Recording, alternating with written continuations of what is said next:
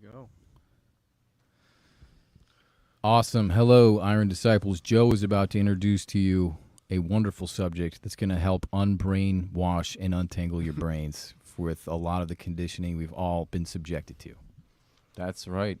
So I just wanted to start off by saying, guys, we love all of God's creation, all the humans, LGBTQ, any type of orientation.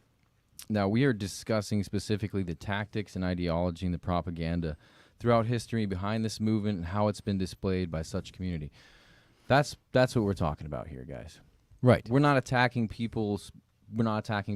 Yeah, it's more or less a human condition element that we're pointing out. It could be used to any end, but we're specifically using this today to talk about the LGBTQ community plus, and to reiterate what Joe said, which is so important because it's in these sort of polemic discussions where it's just all inflammatory. We love you people. We love all of the people, including the ones that traditionally, unfortunately, the church has somehow being looked at as hating. We don't hate. The church is never meant to hate. We're meant to love these people. So we're being critical of a movement right now, and so that might sound like hate to some people's ears, but that is not our objective. We're trying to be honest with what we see here and be critical. We're supposed to be skeptical and to get to truth. So we're going to attempt to do that tonight. I think, the reason why Christians gets, I guess, harped on for this topic is we're generally going to harp on sin issues that are promoted. Yeah. And like most other sin issues that we think, they'll say Christians have selective outrage on this. Well, no other sin issue is really like promoted as good and just like shoved down your throat. Yeah. It's like this one and then abortion. Like those things are put in society as not only they're not even neutral, they're good now. So I think it's like that's the reason why there's this bigger pushback and they think it's selective outrage. But it's like if stealing was also promoted as good, I'm sure the Christians are going to be like, okay, nope. That's right. Wall Street's a different discussion. We'll get there eventually. The stealing True in enough. Wall Street, cutting poor innocents' throats and milking them dry. Bailouts. Yeah. Great discussion there. Sickness.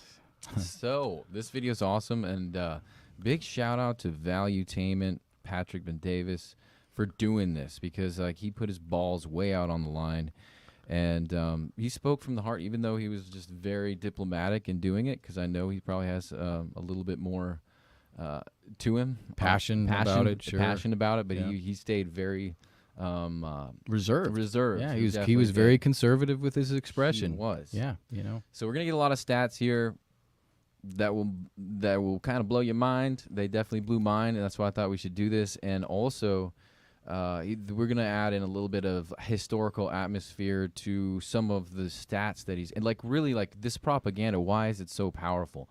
Why does it work so well? And them contriving history and really disrespecting, for instance, like the Greeks, the Spartans. I mean, let's be honest. They're rewriting history to fit their agenda. To fit their right? narrative. Exactly. Yeah, And which is classic. This is what the politics use is propaganda. So it's propaganda. It's fake news that they use to push their agenda. Now, that's not meant to be inflammatory. This is a human condition. It can be applied to not just to any ambition that humans have. They will use whatever they have in their toolkit to be able to accomplish that goal. And very, very commonly, they're going to use deception. under the belt, deception. Yeah, It's deception. straight up lying is what They're not it is. playing. There's It's the not rules telling of the truth. engagement. Habeas corpus, throw it out the window. Look, goodbye. All right, here we go. Not tolerant when it comes down to bashing their religion. You can't say anything about Judaism. If you do, you could potentially get canceled all over the place. But say anything you want about Christianity, and it's like, it's okay. You can make a comedy thing, a skit, make fun of them. They're totally fine. Because Christians are known for being the most tolerant religion. And in America, Christians have been like, it's okay, it's okay, it's okay. And finally they're saying, dude, I am no longer okay. You're pushing the envelope with my kids, and I'm sick of it. And they're starting to find themselves. So let me tell you what I got here. I got a bunch of polls from Gallup. I got studies on black Democrats versus white Democrats on how they stand towards LGBTQ, transgender, same-sex marriage. We're going to look at some of the most tolerant countries in the world towards same-sex marriage. We're also going to hear a message from Malcolm X on what he had to say many years ago, which for some of you are going to listen to say, holy flipping moly. But we're definitely going to touch this uncomfortable issue of same-sex marriage in this episode.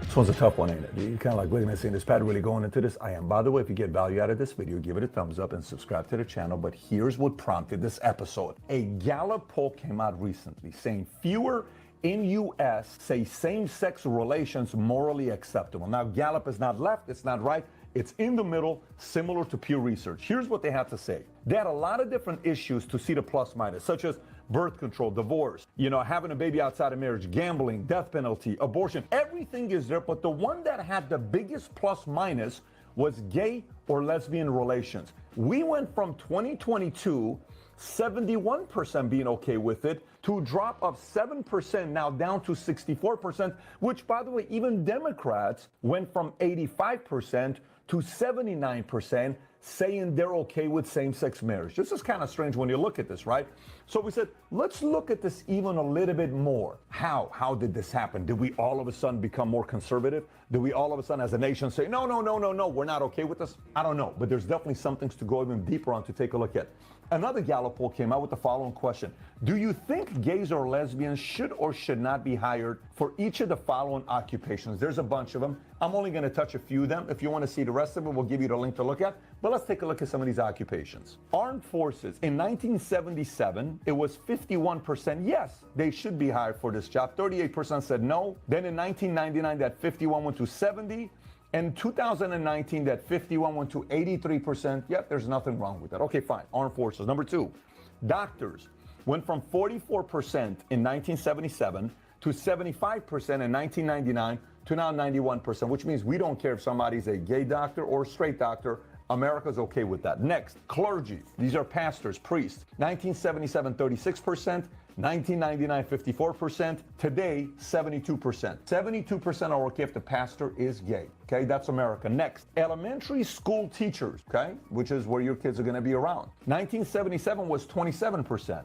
1999, 54%. Today, 81%. By the way, so some of you say, Pat, who cares if the elementary school teacher is a gay teacher or not? Well, if they are, your kids are around it. If you're okay with that, great. If you're not, no problem. But that's how America feels about it. By the way, I can tell you from multiple families I talk to local here, there's a big private school here that's around $50,000 per year, K through 12. So many parents are taking their kids out of the school because they've crossed the line on way too much LGBTQ pride and trying to impose it on the students. And a lot of parents are saying, listen, you're not what you used to be 20 years ago. Even though I went here, I'm taking all my kids out, and they're leaving to different schools right around the corner. I hear this locally, and I bet this is happening all across the country as well. Now, next question from Gallup. You ready? In your view, is being gay or... Okay. So the minus 7% was in the last year. And then we see all this news coming out about teachers and the trans trying to get in there and teach our kids. Have their trans society represented in your elementary school. And I think that was the tipping point for a lot of the Christians out there, even the Christians that were like, you know what, I'll tolerate a gay doctor or I'll tolerate a gay... What about all the gay pastors? Even that, though. So, I mean, it's like they're like, that's okay, but don't teach my kids. I think it has a lot to do with the difference between the cross-dresser and, like, the confusion within the tranny, whatever that represents. And then, like, it kind of works to their disadvantage that they're all lumped in together, like the LGBTQ, right? So they're all lumped together. So when one succeeds, they all succeed. When one suffers, they all suffer. So I think the tranny element was like a big sort of blow to the. I mean, it was like the gay. Like if you're on that team, bro, and you're all part of this thinking method, then you all have problems. Which is interesting because you think about like schools, like a lot of the private schools, they have a dress code for the kids. It's like a lot of them have to wear like what's it called when they all wear the same thing? They have a uniform. They have a uniform, which you think about. It's like the kids have to wear a uniform, and now like what about these teachers as well? Like it's interesting. There's always been a dress code to some degree, and that's why Razak. Well, even in our last with Amy, you brought this up too about like makeup and how it replicates a woman that is sexually aroused, right? Or pretty much using anything that's red in your Right. makeup, It's a yeah. flushed face, right? So like that's what makeup's doing. You're doing that to like a man. It's like you were, and the word tranny, like that transmission. You're taking something and transforming it into something that's obviously not what God intended it to be from its birth nature. Yeah. So that's just I think confusing for a child to be seeing this every It's day. very confusing. I think the parents instinctually understand that the kids, whatever is left in the parents' idea of being the leader of their family, which is there's not a lot left, unfortunately, but whatever little flame that's flickering is kind of like, no, that's not okay, because my kid's going to see a full-grown adult that looks like they can't pick a side. Like they want to be male or they want to be female, and they know that they have to pick a side at all. I mean, it's just well, that's the whole absurd. point. Is It's then you absurd. don't even have to choose, and so then what does that create in the kid's mind? Is like they're not going to make choices on some of the most important things that they have to make. So I think that for the parents, they're making choices on something that they shouldn't be. In the It's first probably place. better saying you don't. Well, This I mean- is a choice that shouldn't. It's usually not a choice. Like, there's Well, I mean, bandwidth up for like if you're learning talking your about- multiplication tables right now. Okay, Yeah. like, we shouldn't Right. be thinking about. if you're this. talking about kids just experimenting, like sometimes the older sister will paint the younger brother's fingernails, Yeah. maybe dress them up, fine. But when they see an adult doing it every single day, that creates in the kid a certain anxiety as to what are his options, because there's this sort of option being provided them that is like it's a real juggernaut. It's like a mystery thing, so they're going to be attracted to it because it's the exception to the rule. How many tranny the new teachers they gays are gonna different have? than the old gays, because like I remember when we worked in the restaurant, there's a lot of I had a lot of gay friends. They were all gay. The Italian restaurant, they were all gay, and the manager was gay, but I never knew he was gay. And he came up to me one day. He's like, "Man, I hate these flaming the F word bundle of sticks." He's not allowed to say it, but he's like, "I hate them." And I was like, he was like disgusted with them, and I was like, why? Like, what's like? They're just and he's like, "No, I'm gay," and I was like, "Whoa, really?" And he's like, "Yes," and he was disgusted with the way that they kind of like just, flaunted everywhere, like on everybody, like always like, grabbing your I've ass had a in the middle theory. of work, and you're like, dude, don't do that, like never do that again, ever. And like they'd be like, "Oh, I'm never gonna do it again." They'd have like a couple It's like drinks. and then sexual they, like, harassment smile. is so totally fine against dudes. I was just like, I told you, like, don't. And like, you have a couple drinks, it doesn't make it okay. Like, this does not make this okay.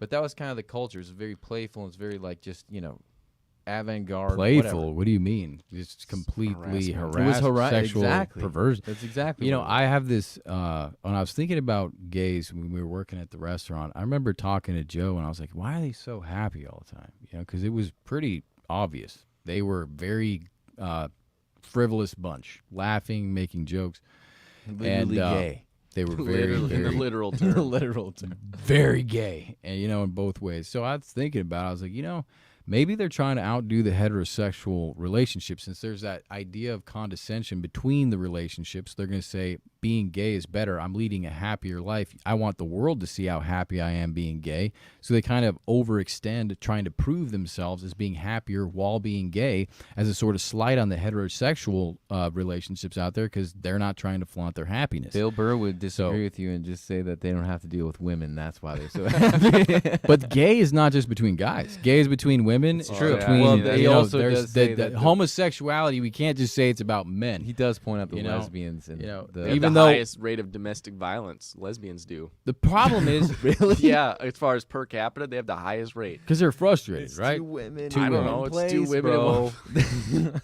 There's two kinds of guaranteed to happen. lesbians though, and this is what kind of I would love to see if they did a poll on this, or some kind of it'd be pretty brutal poll though, is to see the attractive, what they call the lipstick lesbians versus like the bull Bull-dykers? dykes. Yeah. Bull dyke. Because like, But when you the say because here's the lesbian, thing, what do you there's think some of? tells about a gay guy because Chain he wallet? has a certain persona that he almost has to take on being a gay guy. He's going to talk a little different. Besides those like rare like the guys who are total, they're gay but they look like guys, right? They Right. talk like guys, they move like guys, their interests are guys stuff.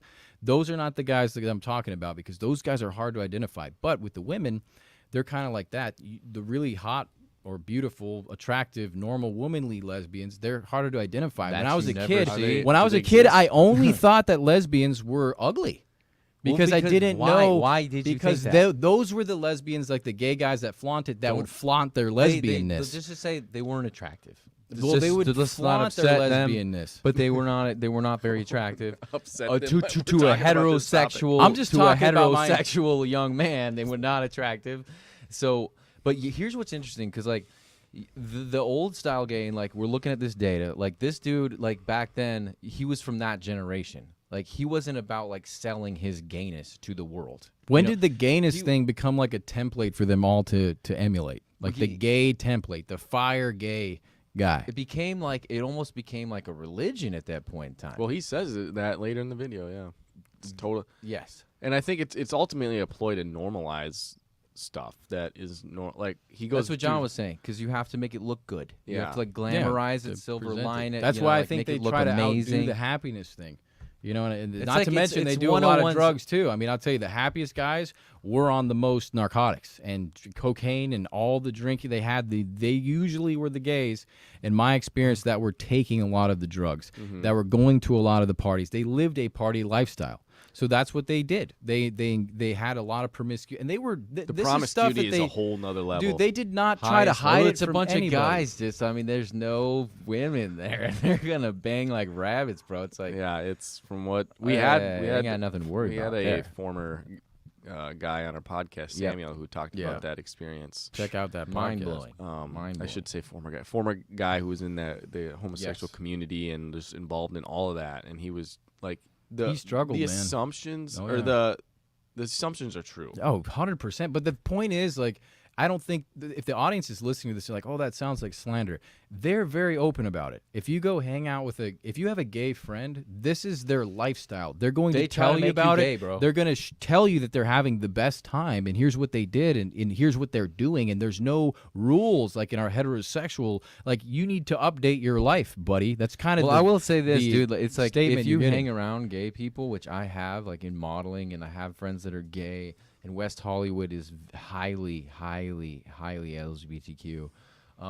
You don't say. But I'm telling you, like the respect for me being like a heterosexual is like they're like, oh, you're straight, but like we're gonna make you gay eventually. Yeah, you're a hidden gay You know what I friend. mean? Like it's you're gonna just a happen. repressed gay. You know what I mean? Like Yeah. we're gonna have drinks tonight or whatever, and event like A great We'll win example. you over. A Yeah, great we're gonna example. win you over, and we like, have we're a gonna we make- have it's a gonna happen. we have a gay aunt. Very weird. And she's wonderful. I love my Aunt Jeannie. She was very great. Took to care us. of us. But Beautiful here's lady. the facts. She made it her life's work to make her mom recognize she was gay.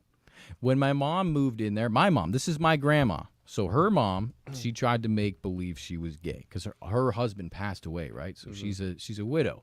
And so Jeannie's a gay. She's trying to shove the gayness Trying to be everywhere. gay. My mom goes, because my parents get a divorce. Joe and I are young kids. We're like 2 years old. We go move into her house. No, right? we were older than that. Three.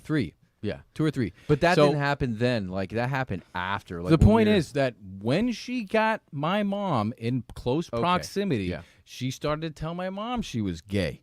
So, I mean, like, this is what's going to come out eventually. Because, and this is kind of like the need to convert, to normalize. I'll think that. And when our mom was going for nursing school in Miami, and she couldn't take care of us. We were living in Hialeah, which is like a horrifying ghetto neighborhood. We were getting in fights all the time. Everything was being stolen. It's like the It dark was food underbelly fights of every single Miami. day. It was hardcore. Like my mom was smart and wise, and I was like, I can't let my children live in this environment. It's horrifying. So she called up Aunt Jeannie. Aunt Jeannie's like, fly the boys up to Alaska. So we stayed with her for a while, and she got us like the books, you know, of like Little Billy has my 2 God. dads, and Little Sally has 2 moms, and like it's okay. There They was had all that stuff back then, huh? Oh, there yeah. was that like there was like she was Indoctrination, She was man. starting She her little was- indoctrination. Yeah. But me as John and I being like 7-year-olds, just like, dude, I know I like. Dude, I women. saw him making I out, know and I every love time I saw him making out, it was like tinfoil in the microwave. In my brain and heart and soul, there were shivers that would go up and down my spine. I would look inside. Like, I'll never forget one day I looked inside. I was trying to go ask him for something. You don't have to go And I there. opened the door, and I saw him, like, Walked out getting the man. down together. And I remember just, like, that experience, the way I felt like I melted in that moment. And I didn't know anything. I was, like, literally 4.5 years old. There was no No, we were, like, indoctrination. 6, 7. And Oh, no, that time I was 4. I did not went to Hialeah, nothing. Oh, God, Yeah, so and this is something that's a visceral reaction of a child. you know. But the thing is, like, when there's that need to convert, this is something I'm understanding now, especially with what Patrick's saying. Like, why are we now reacting to this? Because we have our sacred, most valuable possessions now being affected, right? So, but here's something we have to understand, okay? And this is something I know Christians struggled with because they don't want to call sin sin, and it's the progressive church's issue, right? We'll start to blur the lines. We push them back. What do they say? they There's like a bunch of gay But pastors. if you give them an inch, what happens is like, yeah, it's normal. As soon as you say, yeah, it's normal, guess what? You could be gay. That could be gay. Anybody could be gay. So you cannot give them an inch and say it's normal. You cannot submit to that in any small way, because if you do, then that door is open a crack. It's blown. It may as well just be blown wide open. Yeah. So that's why I'm trying to tell you guys, like, when you get in those conversations, you need to hold your ground, because if you submit and say, oh yeah, it's normal for some people, it's like, well, how did they find out? Was they wake up one day and say they were gay? Like, you have to They were think born here. that way, dude. Right. But a lot of these people are repressed gay. So then you could be Well, repressed if you're gay. born that way, then why should it matter if you go to school and indoctrinate? And why do you have to have this whole ad campaign and all this propaganda? To give why do you you have the- to have it like in because all the support movies? people. Why do you have to Yeah, have it right. in all the Hollywood and all the everything? Why do you have to? So do the this? repressed people feel comfortable. Yeah. Come out of the We have to closet, comfort man. Them. We have to comfort them. Yeah. I got it. Got And it. I mean, that's what's kind of interesting is I remember back when this conversation was a big thing during the gay marriage era, or that being legalized. A lot of the Christians were screaming, "This is a slippery slope. This is a slippery slope." They're right. The And inch then- take a mile Yeah, thing. and Yep. they were totally right, because the ones screaming about that were like, "This is not going to end here." Next thing you know, we get that, and then now the like basically, the ones screaming slippery slope were basically saying this makes gender irrelevant almost. Exactly. Because marriage is about Man and a and woman. woman getting married Male, female. because of the ability to create children, ideally, and yeah. And so now this makes gender irrelevant, which then blurred the lines of gender being no longer relevant, and we can just swap and switch them. Men and women are the same on everything. Which is a direct attack on the procedure of relationship we're given from a biblical stance. Genesis. So you have God man made and them woman. man and There's woman. the first thing that God did was he engendered the people. He engendered Adam, he engendered Eve, and he gave them responsibilities. So I mean, we're programmed with this. God did that. So if Satan wants to spit in God's face, he's going to take the first thing God did with humans and turn it inside out. That's how that's why he does with the kids, with the abortion. It's the same thing. The one sacred thing we do to procreate, which is basically creating with God. You know, everything else we do, building stuff, inventing stuff, that's fine. That's us messing with stuff that's already out there. Right. But us actually making kids, that's the most sacred thing we can ever do. And now there's going to be less kids because they're all going to be trannied up and messed up during those guys that go through that in Be puberty. so confused. They can be confused, and they might start to come back to their senses when they're 30, but they still can't have kids. That's the sad part. It's It's like like- the real agenda is to not There's no have undo button kids. on that one. Dude. It's for there's the- like you yeah, missed puberty, bro. Your nuts are no longer with you. Yeah. Oh yeah. You never got a chance. Should we watch more of this video? Let's do it. Let's do it up.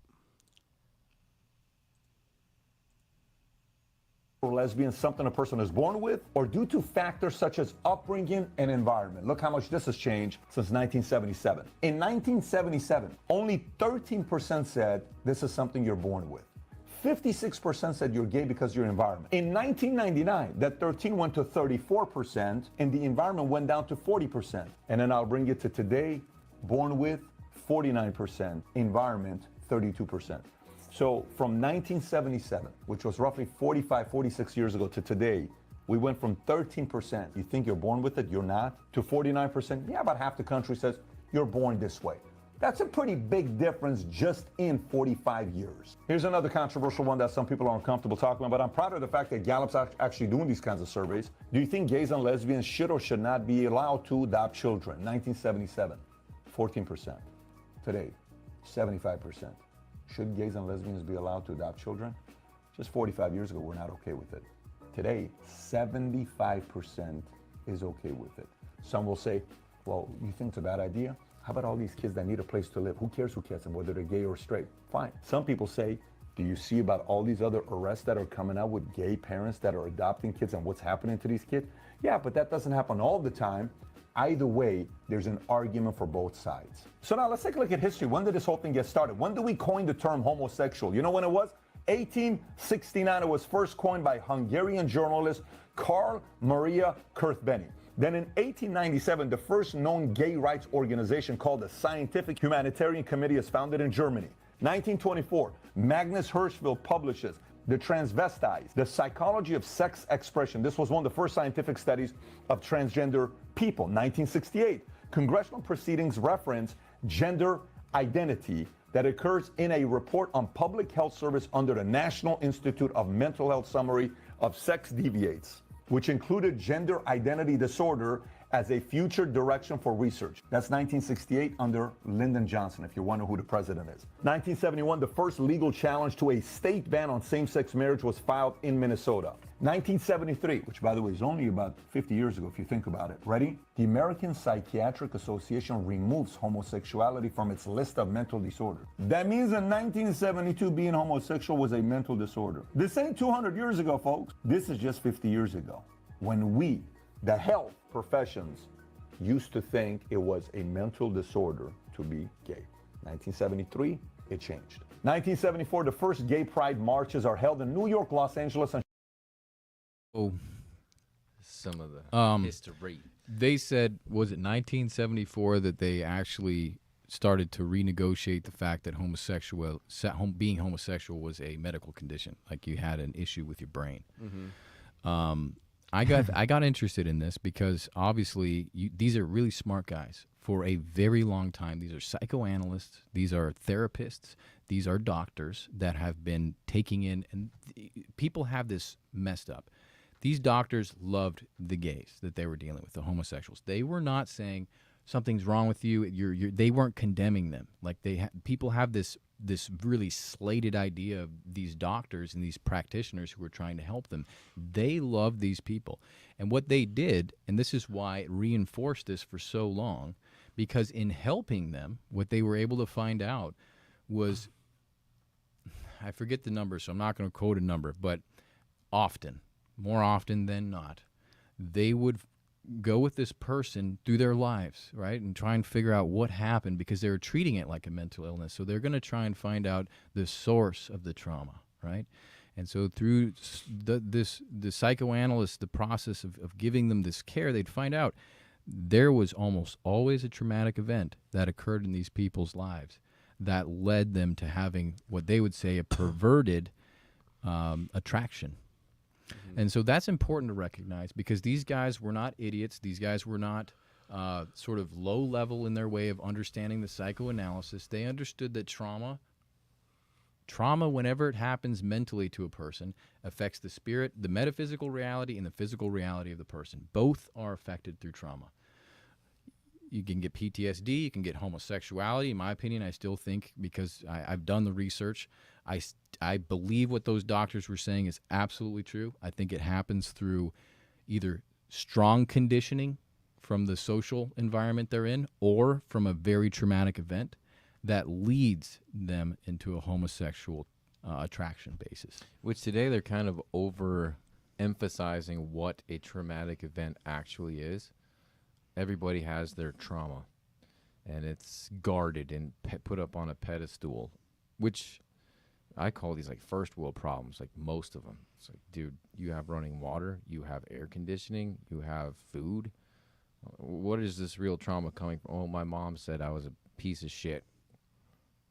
I got that every day. That was like my nickname, was little shit. Some would say that's a good thing. Maybe you were a piece of shit. I got called little shit, and 9 times out of 10, my mom was exactly correct that I was a little shit. That's right. So an interesting rebuttal I've heard to the trauma argument, which I don't know if it's true or 100% true or not, but apparently from like porn search stats, the percentage of like gay searches is like basically the same percentage in each state. I heard that. And so those are very recent. What does that tell you? I'd say first of all, you need to be able, because look, in the circumstance we're in, the dynamics, the atmosphere of gayness has been never higher, right? So we're at the highest, most normalized, culturally acceptable level of gayness. The gayness barometer is at 100. So these kids or people, whatever, probably kids, young adults, looking at pornography are going to look at this stuff more regularly as a form of interest. So I would be more interested in seeing the stats beforehand when Well, you I have. don't think they're necessarily like the point was if it was like solely trauma based that different states, especially lower income states, have Like, more yeah. traumatic. Like there's a lot more like Yeah, trauma in and those lower income places. what So I'm you'd trying to think say it'd is be that higher in what those I'm trying to places. say is But that they're not. the So trauma, trauma isn't so relating to the gayness. Potentially, that was Potentially. just like well, it's that one that correlation. leads to my point. It's You're- like you're- it's not about being poor. It's not about this type of stuff. It's like, and what they're doing with the kids now is they're glamorized. They're distorting what the trauma is, and then making the solution. Maybe you're in the wrong body. Maybe your sexual orientation is wrong. Can we take a step and back? they're really they're quick? like gaslighting on that topic because they know that they can reap a lot of children by saying, "Hey, this trauma, which has nothing to do, no correlative factor to whether you're sex or what you're just being a kid. This is Yeah, how are rough you gonna being know? a kid. It's not easy to get through middle school. Bullying happens, etc." But they're now giving the scapegoat of, okay, you're gay, and you just didn't know you were gay. So now that you're gay, you can join this community that's going to insulate you and affirm all your pain and all your suffering within the sexual identity that you have. So that's what I was bringing up the trauma for, because I know that there is real trauma that occurs, and even the ancient Greeks, the physicians of that time, they also believed that it was something either that you were born with, and that was the smaller percentage of it, or that you were inflicted by like some type of obscene passion that went against natural order, and they considered it a mental illness, and that's the Greeks. That's what the physician. Okay. I'm not. I'm going to take a step back here because sometimes we can't see the woods from the trees. And this is what happens when you're in an atmosphere where the attacks are normalized. So everybody has been traumatized. Soft trauma. Some would say, if you read Juice Merlot's book, he thinks that the trauma that's given out in the form of propaganda and conditioning, advertising, you're talking about saturation of the atmosphere, is more traumatic than having somebody like say, for instance, a gay guy kidnaps you for a week and forces you to watch gay porn. Like, he says it's more traumatizing to be inundated with the normalizing of this propaganda. So what I'm like saying if you right have now, the heavy dose of this is the arsenic, you're point. gonna vomit Hang it up. on, But Joe. if your wife puts it in your coffee a little bit every single day, you're gonna die in a month. Well, the point that I'm making is simple, is that the trauma is glaring at us. We're seeing the trauma. That is the trauma that we're seeing. So Joe's example, this is why the outrage for the kids is every kid is going to go through this crisis of identity.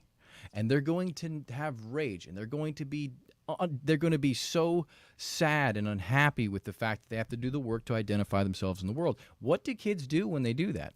Back in the day, they used to listen to depressing music, maybe read some novels that were inclined towards that morose content. Hit the gym. But what they would do usually is they identify with the biggest victim in the room because they think this person will understand me, right? Because they've been through what I'm going through, because they talk about it. This inclination is natural. That's what kids do instinctually. They're going to look at, like, if they want to eat an apple, they're going to go to the store and pick up an apple. If they want to feel validated in their persecution, trying to find out their humanity, they're going to identify with the group that's saying, we've been persecuted for our humanity. And they're going to say, these people understand me. So that's why that trauma, that's where the trauma's roots are, man. That's why it happens to kids. You know? Well, So it gives you it's the point. community. It gives you community Exactly. to identify It with. validates your pitiful condition, which most parents should say, look, you're going to go through this. It's going to suck. You're not going to know who you are. You're going to feel like a vacant sort of, what is the bag in the wind, right? You're Yeah, going to yeah. feel that way. That's part of growing up. The man. LGBTQ, they're taking advantage of that whole life Well, and cycle that kids go through. Here's the other It's element, natural. too, that these Exactly. kids, when they're going through that period, the new thing they're getting exposed to, too, is like pornography and all sorts of warped stuff. Oh, Like, yeah. so they're not just like every kid dealt with that, 30, 40 years ago. But now throw on the propaganda, what they're getting exposed to. Like, it's couldn't just like a imagine. whole nother level of confusion. Yep. And, yeah. Well, you think about, this is where the trauma stacks up, right? First you have it in the news, then it's in like literally every single movie you watch Yeah, or they ruined TV Witcher. show. They got to slide in a little butt banging or a little bit of whatever that's going to say, and it's usually glorified, right? So it's usually like this empowerment narrative is sneaked in there. So yeah, dude, it's like there's so many. And then the pornography, right? So the pornography is just a ridiculous thing. That I mean, if there's one thing I respect the Catholic Church for doing, and this is where the Protestants are just totally dysfunctional and disconnected, is they don't know how to help men and people with pornography understand the trauma that's involved with that specifically. Yeah, but you see the Catholics coming up here. We'll see the Catholics' views. But that's a pejorative, man. Yeah. Yeah. I know. The diocese in South California is, pro-gay. What are you going to do? We got a lot of Protestants out there that are pro-gay. Yeah. A lot of in Chicago. 1986, you ready for this one? Courts rule that there is no constitutional protection for sodomy. In Bowers versus Hardwick, ruling allows sodomy to continue being criminally prosecuted in states where laws prohibit homosexual activity. So why is this 1986? Because the AIDS epidemic was in June of 81, and people were worried about what was taking place. A lot of gay folks were getting AIDS because the whole concept of sodomy is what they're talking about. If you don't know what sodomy is, don't go Google it because some sites may come up. But that's kind of what caused this 1986 ruling. 1987, the Supreme Court of the United States rules that sexual orientation is not a constitutionally protected class. This is 87, okay? How long ago was that? 35 years ago? 36 years ago? 1988. 1993 was the Don't Ask, Don't Tell policy prohibiting lesbians, gay, and bisexual people from coming out or telling others about anything related to their sexual activity. Anything related to their sexuality is codified on this date. Same year, 1993, the Supreme Court of the United States rules that the Boy Scouts of America cannot discriminate against gays and lesbian scouts. 1994, big year, the National Education Association, NEA, passes a resolution calling for the inclusion of LGBTQ topics in the curriculum. 1996, another interesting one, Congress passes the Defense of Marriage Act, DOMA, which defines marriage as between one man and one woman for federal purposes, signed by the one and only Bill Clinton. This was obviously a major setback for the same-sex marriage, but it was overturned in 2013. 2003, the Supreme Court of the United States rules that same-sex sexual activity is illegal in all 50 states. 2004, Massachusetts becomes the first state to legalize same-sex marriage. Do you want to know who the governor was? Republican Governor Mitt Romney. 2005, the Gay, Lesbian, and Straight Education Network releases its first national school climate survey, which finds that LGBTQ students are disproportionately bullied and harassed in schools, which leads to 2008, California voters approved Proposition 8, which banned same-sex marriage in the state. 2009, Proclamation 8387, President Barack Obama dedicates June as Lesbian, Gay, Bisexual, and Transgender Pride Month. 2011, California passes the Fair Education Act, which requires that all public schools in the state teach about the contributions of LGBTQ community to history and culture. 2011, Don't Ask, Don't Tell is repealed. 2013, gender identity disorder updated to gender dysphoria in the Diagnostic and Statistical Manual of Mental Disorders. In 2015, this is a big one, the Supreme Court rules in Obergefell versus Hodges that the fundamental right to marry is guaranteed to same-sex couples by the Due Process and Equal Protection Clauses of the 14th Amendment. This decision legalizes same-sex marriage in all 50 states. Okay, so in 2016, 2017, Barack Obama tried to make it more inclusive for transgenders to be able to participate and not get judged. Trump comes up and he revokes it, but then here's what happens the following year in 2018. The White House announces that most transgender people are prohibited in the military, okay? Then in 2020, a letter from the Department of Education announces that the inclusion of transgender athletes in sports teams based on their gender identities. Kelley Blue Book is your trusted pricing, fixing, and instant cash offering car shop. KBB.com it.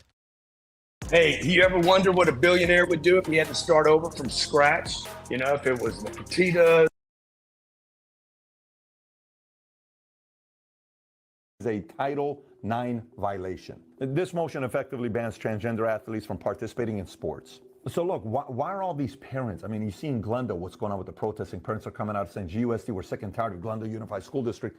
And it's happening across the country. But how did all this material go into schools? Why are public school teachers teaching this stuff? It's pissing off parents. How do we get here? You have to know who's behind it all. For example, do you remember how we talked about earlier about the California passing the Fair, Accurate, Inclusive Act in 2011, which requires all public schools in the state to teach about the contributions of the LGBTQ people to history and culture? That's kind of how it happened. It was something that passed. But more importantly, policies that make LGBTQ-related material mandatory in schools are typically approved by state legislatures. In some cases, these policies are the result of grassroots activism, while in other cases, they are initiated by government officials. Once it's a policy, it is then implemented by school district. And who was the most responsible for the California Fair Education Act? You ready? These organizations: Equality California, Gay, Lesbian, and Straight Education Network, Human Rights Campaign, HRC, National Center for Lesbian Rights, Transgender Law Center. And what do these organizations have in common? You ready? They have the same 3 donors. And do you want to know who's behind these 3 donors? I wonder who. Do you want to take a wild guess? You probably will get it right. Let me give it to you. First one is Gilead Sciences. In 2001, they became the first company to develop a once daily pill for the treatment of HIV and AIDS. That's one of the biggest funders. And by the way, do you know who's been a shareholder of theirs since 1999? Soros Fund Management. And in 2015, Soros Fund Management was one of the investors in a group that acquired a majority stake in Themis Medicare, a company that provides specialty pharmacy services to patients with HIV and AIDS. And Gilead Sciences is a major customer of Themis Medicare. The second foundation is called the Arcus Foundation, and George Soros is a trustee of the Arcus Foundation and has donated millions of dollars to this foundation. And the third one, ready? The Gill Foundation, which, who do you think is a trustee? George Soros is a trustee and has donated millions of dollars to the foundation's work. A little weird. Why is this guy behind it? Why are you so concerned about kids and wanting to teach this to them? Like, how does it matter to you, George Soros? Why do you care so much? It's a valid question for parents to ask why he's funding this. By the way, as of June 2023, there are 6 states that make it mandatory to teach LGBTQ-related material in schools. Ready?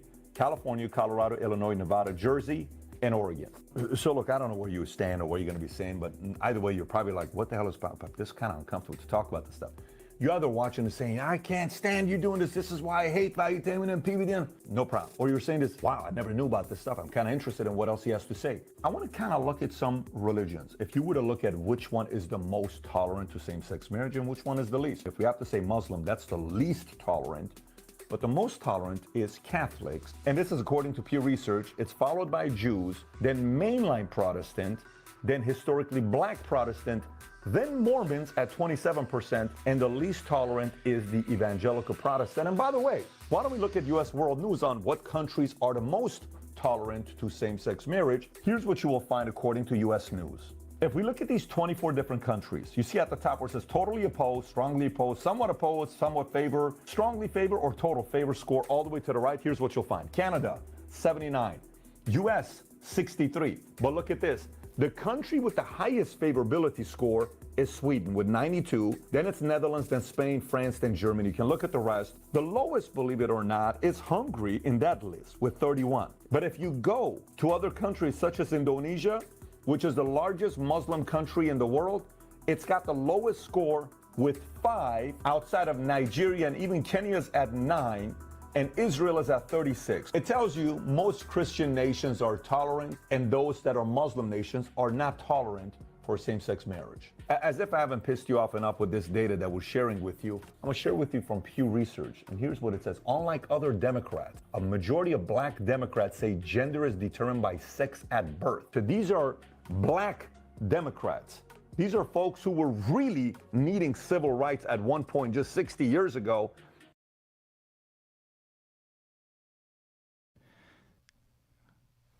So, for those who are not familiar with valuetainment, Patrick Bet-David, very cool.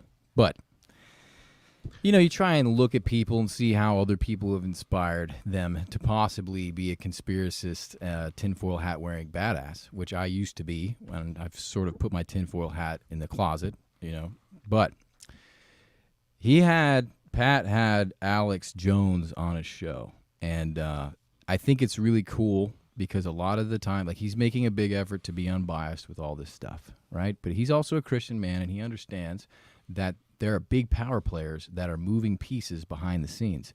So when he brought up how George Soros was affiliated with all those groups that pushed the legislation in California, I was really happy he included that.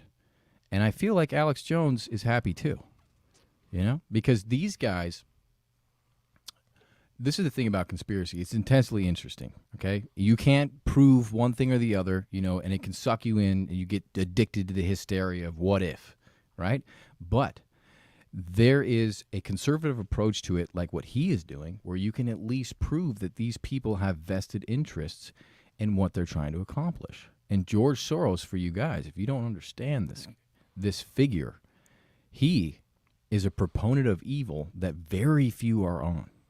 And it's important to know that these players are up to and the people they're affiliated with. So George Soros, you could look at he got a laundry list of stuff that he's done that people can actually prove that are no bueno. And so you could think of it as if he's affiliated with these things, he has interest, and these people know. So there's a certain, thing that you can sort of see the malevolence involved with it all. He's not even American. He's Hungarian, and he's so involved in America. Like, Why? he's been lately, I think the last decade or so, he's been heavily involved in local elections, like the judicial local elections, and like getting people he agrees with in those positions. Yes. And see, these players, they're at work. So I'm looking at some statistics right now. In 2014, it was like just over 5%. Looks like it might be like 5.5%, 6% of the population was LGBTQ.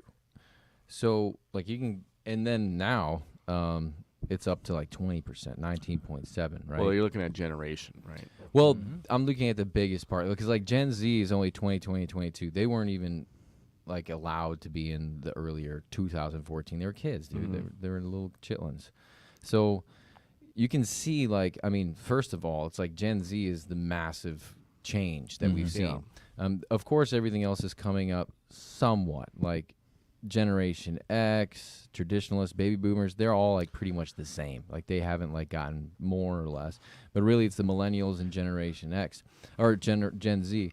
Proves it's the youngsters that are most impressionable. Proves it. So because the older generations, their stats haven't changed. They're staying the same. It's not like they're coming out of the closet. Like you've made the coziest room possible with the best hors d'oeuvres and the best drinks. So come out of the closet, guys. And they're like, I don't have to. Well, every generation wants their war. And LGBTQ is one. It's a great point. It's a powerful one, and they identify it as like, well, the reason why I brought up those stats is because if you're talking about like 6% of the population, right about there, maybe a little more, in 2014, and then you go back, it's probably less, right?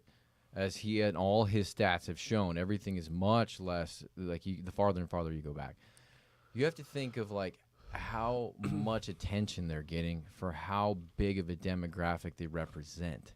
You know what I mean? That's why I have so much respect for the old gays that could be gay and no one would ever know, and there was no attraction and like the adulation and glorification. Like they were just gay. The parades are so like, why is this necessary? Like, come on, it's gross. Like, what is going on? Why do they feel? Why is this small demographic getting so much attention? Number one, and why are they getting it out so much propaganda at the same time? Because I think there's two reasons. We know that like, a man and a man can't have kids, and a woman and a woman can't have kids, and a transgender can't have kids, right? And that's what kids. hurts, like they're born this way argument, because those genes can't propagate, they can't continue. Well, the whole science on the genes thing is still they haven't found it's genetic, nebulous at best. Yeah, there's zero serious genetic ambiguity with the fact that maybe they're saying epigenomes they've maybe found in that, but that's it's still. If that was true, then you would see like gay people giving birth to gay people throughout history.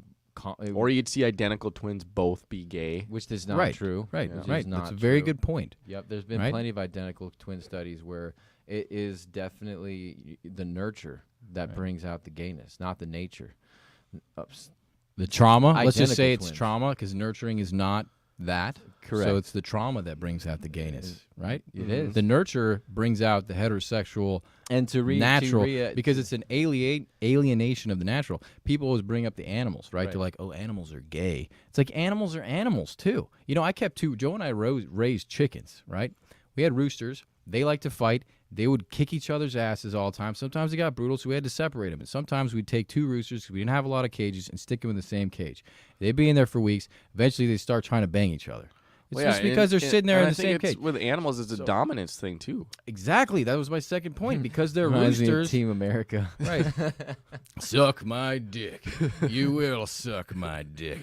And you're like, why is this? But that happens in prison too, right? So there's plenty of people with these stories of entering into gay sexual things. They're like, no, I was not enjoying it, but I had to make sure that guy knew that I was alpha, so he had to suck my dick. Yeah, it's and ridiculous, one thing but it's true. One thing I'll point out, doing research, because the LGBTQ community is part of their propaganda campaign is to show like throughout history, they're normalizing it throughout history. Like they're trying to make it seem conditioning, like gayness or LGBTQ was just oppressed always, and like in the Greek time, it was like this LGBTQ paradise, and it was the highest form of love. And they're trying to validate their beliefs through like one of the most glorious and intellectually, like the Dionysian Apollonian period. I mean, that's where we get a republic the from. Hellenistic. That's where we get like all our best philosophers from. Like they really some of our best created. Well, a lot of them. Yeah. They created a lot of the foundation that our whole modern world, the Western world, is based on. Like well, if you want to be honest, you got the Hellenistic contributions in the form of democracy. Then you have the Hebronic, the Hebrews. You have this amazing. That's what we are. Right. The Hebrews are great, but like when you look at like the way that we organize like our governments and a lot of that came from the Greeks, and they go back to like Plato, and what they had back then was they'd have like mentorships, and it was pederasty, and pederasty is the word from where pedophile comes from, and there would be a young guy, and he would be mentored by like an older guy, and he would usually be rich. And he would have a lot of influence, and he would find a kid, and a lot of times they were non-sexual, and Plato said it's a good thing when it's in that. It's a platonic relationship, sort of a surrogate father helping a young man grow. It's common. It happens all the time in this world, even today. Like there's plenty of mentors. Older guy helps out the younger guy. He sees potential. He's like, this kid's gonna go places. I'm gonna help him get there. Okay, so this kind of relationship ended up like decomposing into like sexual relationships, and the guys would give him gifts. It was very twisted. Got very warped, exactly. And later on, and so the gays say that like, oh, Plato, he endorsed it, but later on he said, the Greeks is a full nation did. And he said specifically that if a man has sexual relations with him, it destroys the mentorship, and it's a lack of willpower over his sexual desires. Yeah, for the Greeks, it was very important to arrest your sexual desires, you whether it just was go out and do that. But the main point is that it was always like, usually it was a rich guy, and it was an affluent class member, and there weren't like 40-year-olds and 40-year-olds back then ever getting married. That never happened. Yeah, like peer-to-peer homosexual relationships. That never happened. It was not allowed. It was looked down. It was always upon, pedo, and all the Greeks looked down upon that. It was always some type of pederasty involved with a youth, and it couldn't be under 12 years old, which thank God they couldn't. But most of them had like PTSD after that. They were not in good, and a lot of the kids made fun of the other kids that were involved in that. And some parents of like really good looking kids, they would actually have like armed guards go along with the kids so that they would not be like, because these guys were very conniving in the way they get to these kids. And also Sparta, like there's a lot of people that think like Spartan, like within the Agage, that there would be like a Spartan guy that would take the boy, and he would be his first sexual relations and all this crazy garbage. That never happened. Right. Spartans were all about their wives. They had probably one of the most largest equipoise between male and female within leadership. The king's wife was very egalitarian sort of thing. Yeah, egalitarian. Yeah. So you look past this, and it's like they're framing this as like some kind of gay paradise back then, and it's really just disrespectful to the to the propaganda. And this is not true at all. Yeah, people need to understand that the people are going to take history, and if you're not on you have a responsibility to fact check. Okay, especially when it comes to history. History is always being rewritten. It's always being updated. People are adding their bias into it, and then certain resources are favored It's hard over to other fact-check ones. history. It is extremely hard, but the easiest way to do that is to go to the historians. Go to the historians and then see what they say. I've heard this for a long time, exactly what Joe said. And the gay community would use the Greeks, the Hellenistic, and say these guys they were gay, and it was the highest form of love. And so we somehow came away from that, and now gays were oppressed. And yeah, right. And now we're coming back to it. But the point is that it was never looked at as something of the highest form of love. When they took all these vases, they had a collection of vases, because what they did was they would look at the artwork at the vases and say, this is a representation of a homosexual I'll tell you, act. I have the exact. So there was 90,000 pieces of art. I thought it was 30. There was 90. Oh. 90,000. 90,000. And out of the 90,000, 600 were considered to be like of homosexual orientation, right? They looked at all these vases. There was none going on but 30. And within the 30, there was the ones that they were like, okay, these might be gay, was either a guy that was killing another guy with a sword. Obviously, you wanted to have sex with him. Or a guy that was having sex with a woman in a position where he wanted to have sex with a guy. It's obvious from the position that he was having sex with So a it's like woman. insinuation based off of these clearly not homosexual things. Right. And the same thing, so you see the same thing playing out with Achilles. I forget the name of his cousin. He dies at the Trojan War. This inspires Achilles to go to war. I thought it was his cousin. No, best friend. Okay, best friend. Anyway, they take the story of Achilles mourning because he's sad because his friend died. And they say that because he cared so much about his friend's death, it made him gay. It's kind of like Right. David So and he's Jonathan, got to be right? gay. Right. They've right. tried to say that about That them. they're gay. That Yeah. they're gay. Because they have this beautiful form of love. And we actually talked about this at Bible study. This is a big issue, what I believe happens to young men, okay? Is like No the homo. I love relationship you, bro. with John and David, Jonathan, Saul's son, and David is beautiful. And they love each other, right? This society we live in, the culture we live in, this is where they emasculate us that you wouldn't see it. This is like their furtive, like real sleight of hand emasculation that you see here in the United States, is where where you can be called gay for doing something completely masculine and showing love to your brother, being close with your brother. Like so many other cultures, the men will kiss each other as friends. Like, they will even hold hands. And they have total confidence in it. There's no sexual confusion going on there. They know it's different when they kiss their wife, kiss their grandma, kiss their sister, kiss their friend. They're kissing everybody, right? Yeah. So this is a form of affection. It's an endearment. They're not engendering this endearment with a sexual affinity, right? That is how that's another way they're emasculating men, because what will happen, this is what happens, is I have my beautiful brother here, and I say, he looks great. He's doing great. At the gym, I like the way his body looks. This is beautiful. I'm going to compliment him. I'm going to build him up. I know that's okay. I'm going to be feeling great about that because he's my brother. Same thing for you or any of the other guys. We encourage it, right? I kiss my brother on the cheek, right? So here's the thing. This is the problem. This is the sleight of hand, right? This is how they turn guys gay, by emasculating them. A guy will have a moment with his friend where it's just beautiful platonic brotherhood. But because they've been emasculated of that ability to show love to their brothers, they're like, gotta be gay. I must be gay since this stuff's not allowed. And it's a form of emasculating men from being able to share that. If you think about the relationships of men, they are very close. They're the brothers and the men who were at war. They lived together. They had so much time together.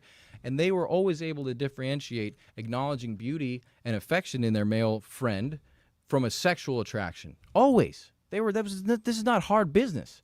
But when you blur that line, it can cause guys to go gay because they don't know there's a line. No, because they're like, I think I'm gay. Right. I must be gay. One thing I wanted to bring up. I remember. Oh, sorry. I was going to say back to the Greek thing, because the argument the progressive Christians I've heard use is actually they take that Greek past, like you just said, with the mentorship weird relationship, and they say that's what the Bible means by their their outlaw against homosexuality. They're talking about this warped like relationship between Pederasty. yeah, basically that's what they'll claim the Bible's Outline? the You're saying outline of it. It's because specifically that for was normal, pederasty. or that was a common thing keep- then, and that's what they were outlawing. And Again, that's where they take history. Yeah. It's a and- double-edged sword because you're saying, again, this is the most common form. It was pederasty. There were not grown-ass 40-year-olds getting married and wanting to have sex with each other. of the same age. It was Yeah. never. Yeah, it was never never. of the same age. It was always, and even with the Greeks and the Romans, they couldn't be a citizen. They couldn't be Greek. They couldn't be Roman unless it was under the pederasty. Which is such an important distinction because the it was gay an marriage. inhuman thing. It was like you are a slave. You know, what I mean? Right. You're not human. You're not Exactly. a citizen. You don't have. And if they did do that, it was considered like it was horrifying. Like, Yeah, you it was a just took that domination guy's- of a. You took his birthright away essentially Yeah. by doing that.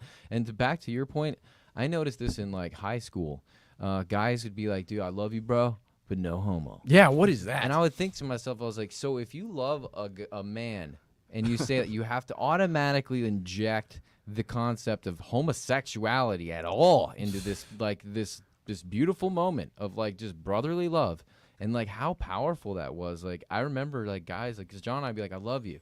We'd kiss each other. I mean, my dad made us do like Oh, triple yeah, kisses baby. with our step brother in front of our whole family. He was like, y'all gonna kiss, triple kiss, everybody look at this.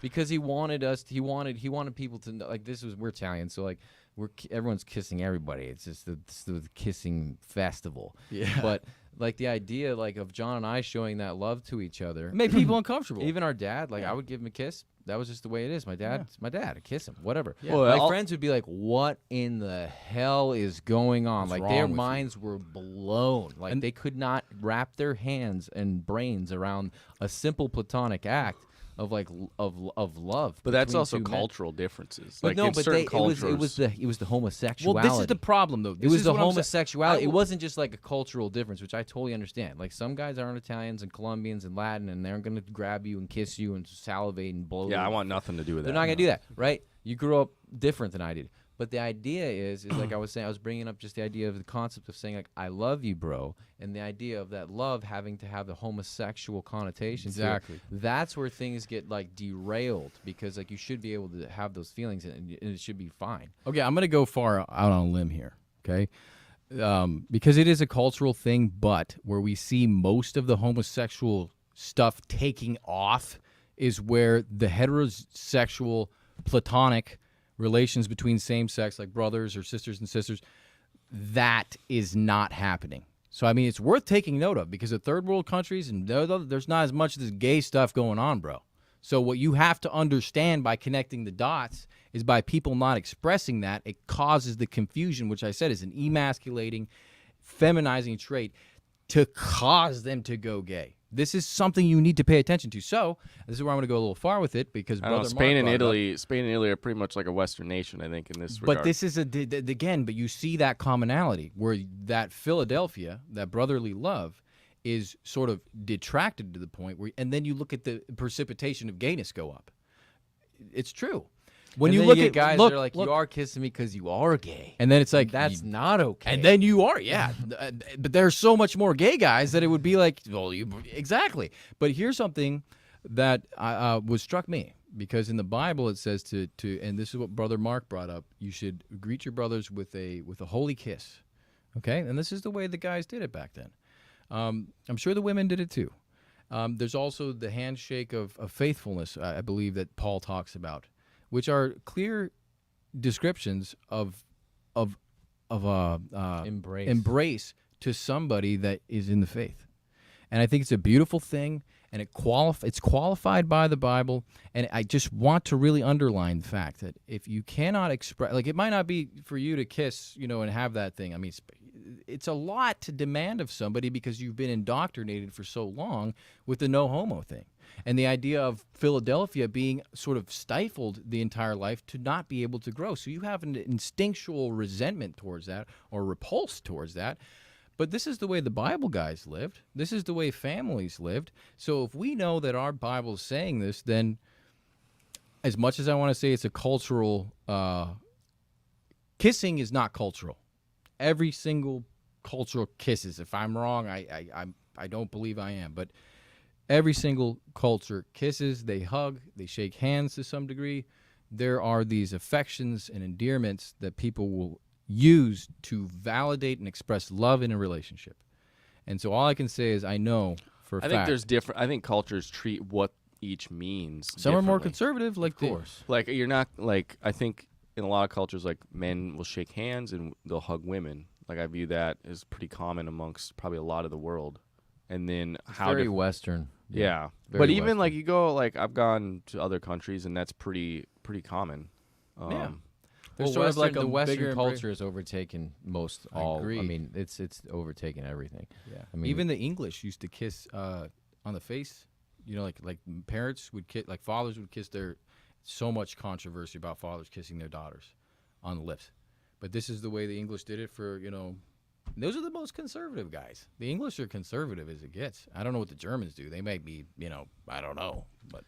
I find it interesting that like there's this throughout history there's these affluent rich men that get these young kids, and you even see in the Catholic Church it's like the priests get the Well, it young- still happens younger today. boys. Like I've heard how This is there's it. grooming stuff happens today. It's super normal. It's how just- it works it's today too. common throughout history, and it's something to take note of within, like John was bringing up, like the dominance thing, like even some like Skull and Bones, or if you look at like some of these societies, they make you do like some gay ass shit. Yeah, like to get peeing on into each it, other, and dude. like a lot of that's blackmail, but a lot of it is like there's something about the domination and like this idea that like to be in submission to, Yeah. and then The like there's also jailhouse this shit. return to innocence which is occurring because it's like here their innocence has been taken from them, so now in turn they're going to take innocence from another. But that's innocent. why I say it's trauma, because a lot of the times it's not that they're, because I used It's to a think bit of I used to scapegoating. think it was to take innocence,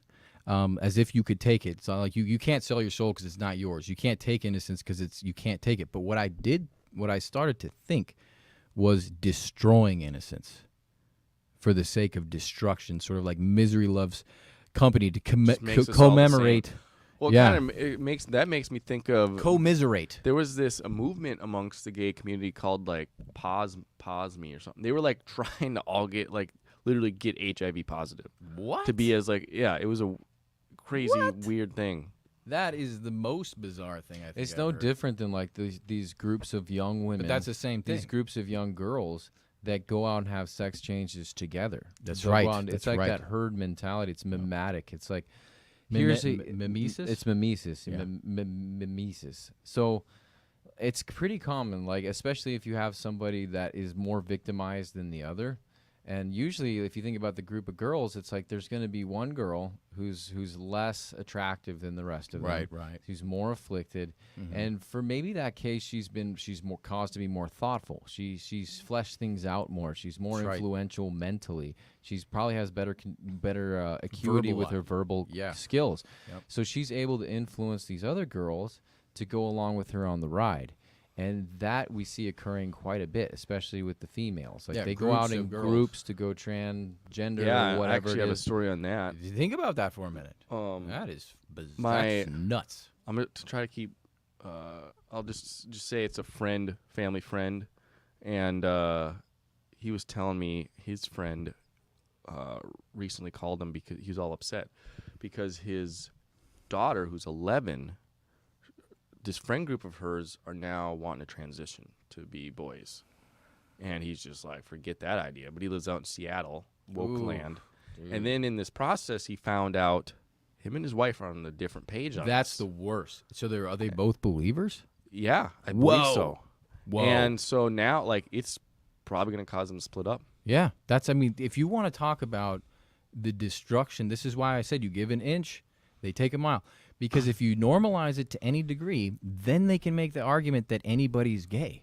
And then it's not a mental defect. Then you can't cure it. You've absolved it of it being an issue to begin with. I see So- that there's also this like within the Christian community, within our church, there is this strong, and it's not true. It's just it's total deception because as Christians, The we're trained- inclusivity? No, we're trained to make a difference between sin and a person. Like everyone's sinful. You hate the sin. You don't hate the person. Like you want to be able to distinguish the two. Right. Right. But there is this overwhelming, like, even when I bring up, like, gays or, like, in church, and I was even like this a couple of years ago, it's just, like, you automatically have to, like, just, like, roll out the red carpet for the gay. Like, you have to, like... You have to you have to- prelude with all You of have to these... say, like, oh, yeah. I love them. You know, it's like, oh, you have to... they're born this way. It's like, there's nothing wrong with them and, like, all this stuff. And it's like, yeah, but you're a Christian. Well, the like, problem is to be critical is to condemn. There's no middle line. Exactly. To be critical, it's like we're being critical of the sin and the nature of what's going on here. But the person, we love them. It's like we're not condemning them as people. God loves them. Like, we love them. It's just this behavior and this choice in behavior that we don't align with, and that is like something that the Christians just have trouble doing. Like, I feel like it's either you hate them or you support them. This has a lot to do with the way the information is received, and this has to do with the culture that's involved with it. Like, again, we're bringing up the no homo thing between guys. That what that does, because they've been emasculated and can't show Philadelphia with their brothers, what that does is it causes them to lash out. So there is a lot of hate. There is a lot of hate for the gays in, like, high school. There's a lot of this condemnation because people are afraid. It's like this fear of being found out that you're gay, or I could be gay, right? This issue, this is the biggest issue that causes You're right. it to be so, all of a sudden we're condemning when you just want to be critical, because people have run through the condemnation, which is true. If you're gay in high school, I mean, it's probably different now, but even when I was in high school, the gay kids did put up with a lot of shit. Okay, they did, and I saw it. I never was a part of it because I had a gay aunt, and I never really saw that. It was just hate. You could see the hate and the fear behind it all. You know, I never doubted that I was heterosexual in my life. I never had that issue. I had love with my brother, and my father kissed me, and I was like, I can do this, and I don't have to confuse that with affection to have a sexual relationship. But once they go through all that period, say you're in high school and there's all this hate, which I doubt's happening now, but maybe it is in some places, that causes them to, when they enter a discussion and somebody's just being critical, the defenses are up and they just hear condemnation. So that's what I think that's sort of the trauma precipitating. We got a challenging PTSD. comment here. If you guys want to read that. We used to penalize people for being left-handed. Then we stopped. The number rose to their natural levels. Why is it any different with gay people now? We have a more egalitarian society. Can we look that up? Because I mean, I'd never see heard if of the that's true or not. left-handed people being penalized. Are you checking it? Mm-hmm. Okay. Well, you know, I'll going back to the pagan, I got a quick discourse on this, which was interesting to me. As some of our viewers know, Joe and I have been taking interest in Rene Girard's mimetic theory and scapegoat theory. And what that's shown us, something I picked up on, was that the pagan societies, when they would pick a scapegoat in the form of a person, they would usually pick somebody that was either diseased, had limbs missing, twins, right? Twins were also some people that were different, so different that because of their difference, because of, like, say, being left-handed, that's so basic, but like people who were actually different, like very profoundly different, missing Like limbs, gays, maybe? right? Gays. The reason why they would pick them as a scapegoat is because they were already weird. They were already sort of disfigured. They had something going on with them. Something other. That would made it easier for the society to put the burden of sin and dysfunction of the society on that person, because it was like they're already messed up, right? It was like an open door. So humans have always treated the different people, the people who have differences that are rare, whatever. We're all different. That's not the point I'm trying to make. Everybody's different and you unique. get more attention. Right, they get more attention. But the people who are really different, like very different, not just like you like purple is their favorite color. Like, we're not just saying unique here because everybody's unique. We're saying very different in an identifiable way in your physicality. And he's bringing up left-handed people. Yeah. Anyway, what did you find out, Mike? It kind of looks like it was considered maybe, like in the Middle Ages, for instance, the left-hander lived in danger of being accused of practicing witchcraft. The devil himself was considered a southpaw, and he and the other evil spirits. So it sounded like back in the good old days, there was some weird problems with left-handed. They also treated beautiful women. You know, a lot of people say that in those days, all the beautiful women were killed because if you were beautiful, you were a witch, basically. So beauty at that time, apparently there's some really ugly motherfuckers out there.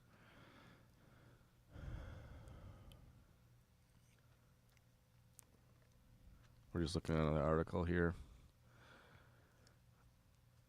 I think there's problems too with just a lot of stuff. See, centuries ago, the Catholic Church denounced left-handed people as servants of the devil. For generations, left-handed children were forced against their will to become right-handed.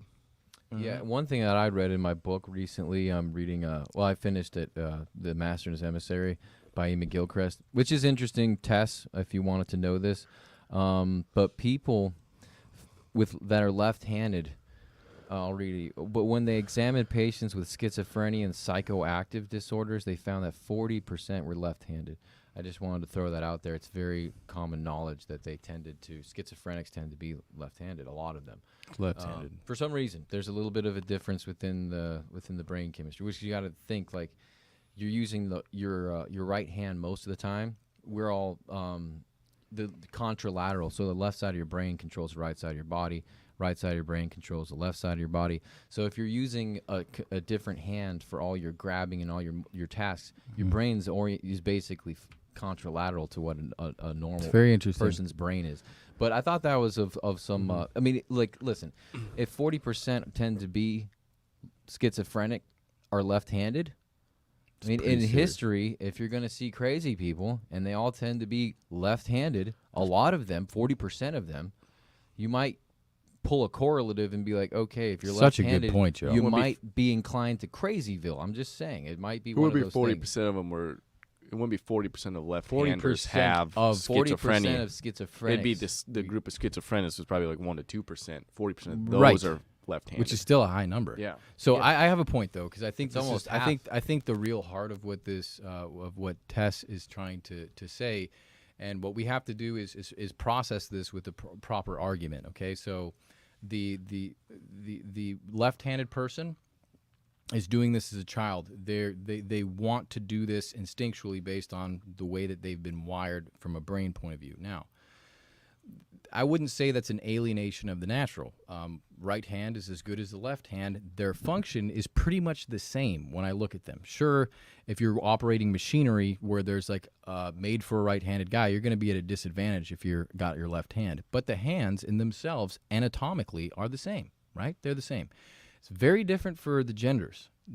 Man and woman are completely different. And when you have homosexual relationships, it alienates the natural. So what I'm trying to draw is a correlation here. I can write with my left hand. I can sculpt. I can do everything that my right hand can do with my left hand. So I'm not alienating the natural by writing or doing anything with my left hand. I'm not. Maybe I'll smudge the lines a little bit more so it's a little inconvenient. But that doesn't matter. They're the same. In it anatomically speaking. However, the sexes are not.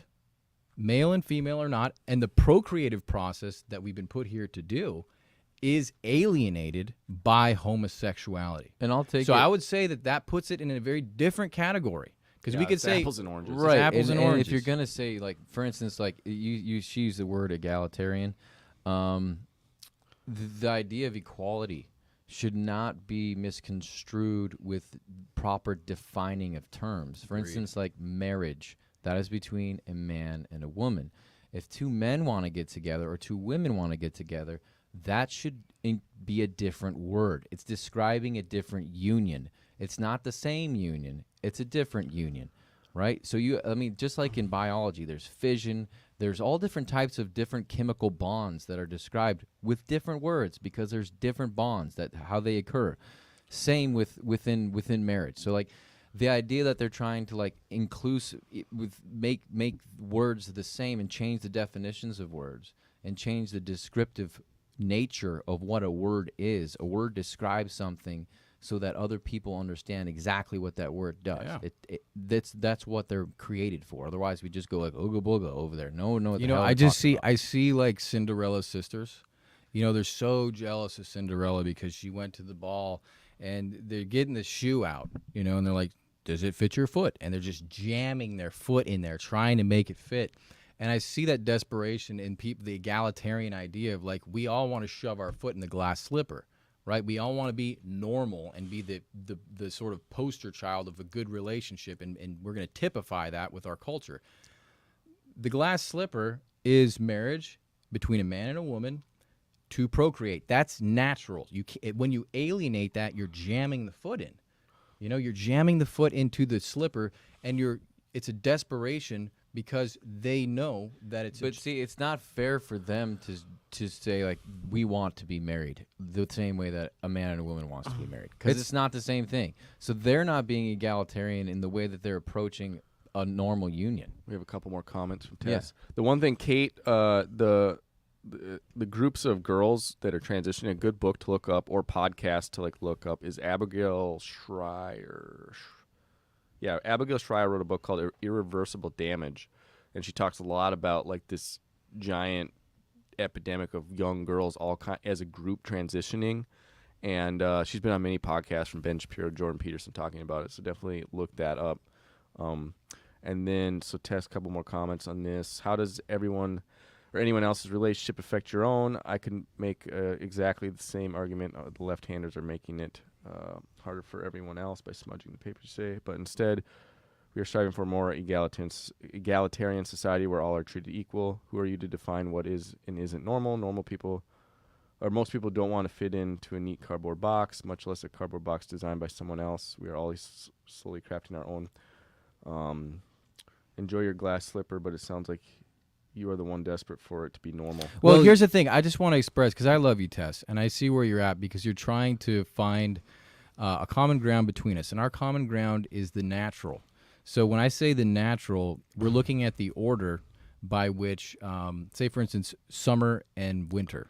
If I was just like, they're all seasons, and I feel like summer is winter, and I'm just going to call it that because I like it. I think we should go a step backward. Like, we're coming at this from a Christian worldview. For sure.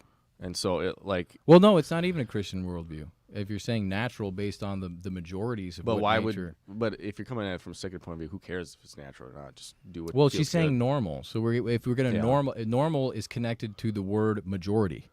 Yeah. So if we're gonna, and that's the whole issue here. Is like, what is natural?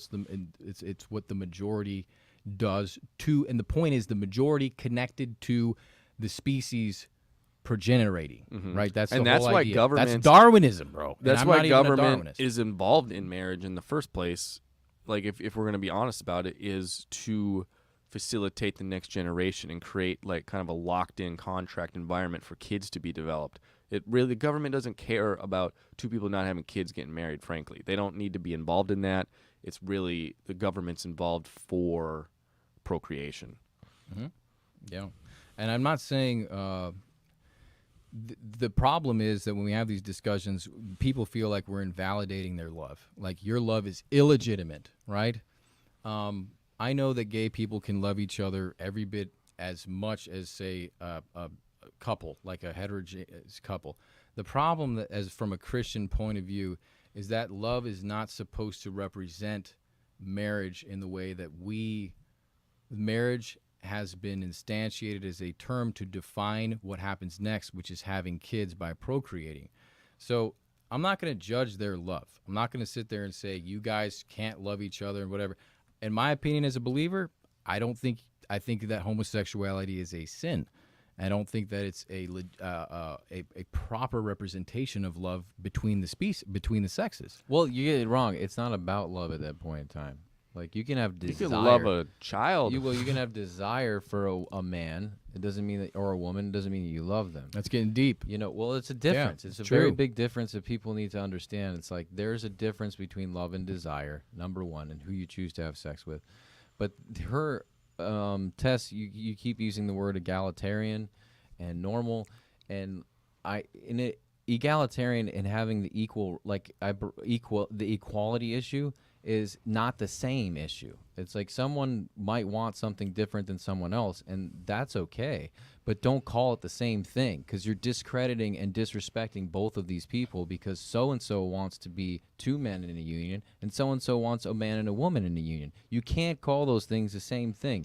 Red is not white, and black is not blue, and green is not, purple. It's not the way it works. So, like, they want to be married, create a term for it. Like, separate yourself and be egalitarian in your nature, meaning respect others and their rights and their choices as much as you want to be respected. But don't go and bogard someone else's terminology. Right. It's also stripping down the original terminology, because the terminology of marriage is meant to procreate, to make children.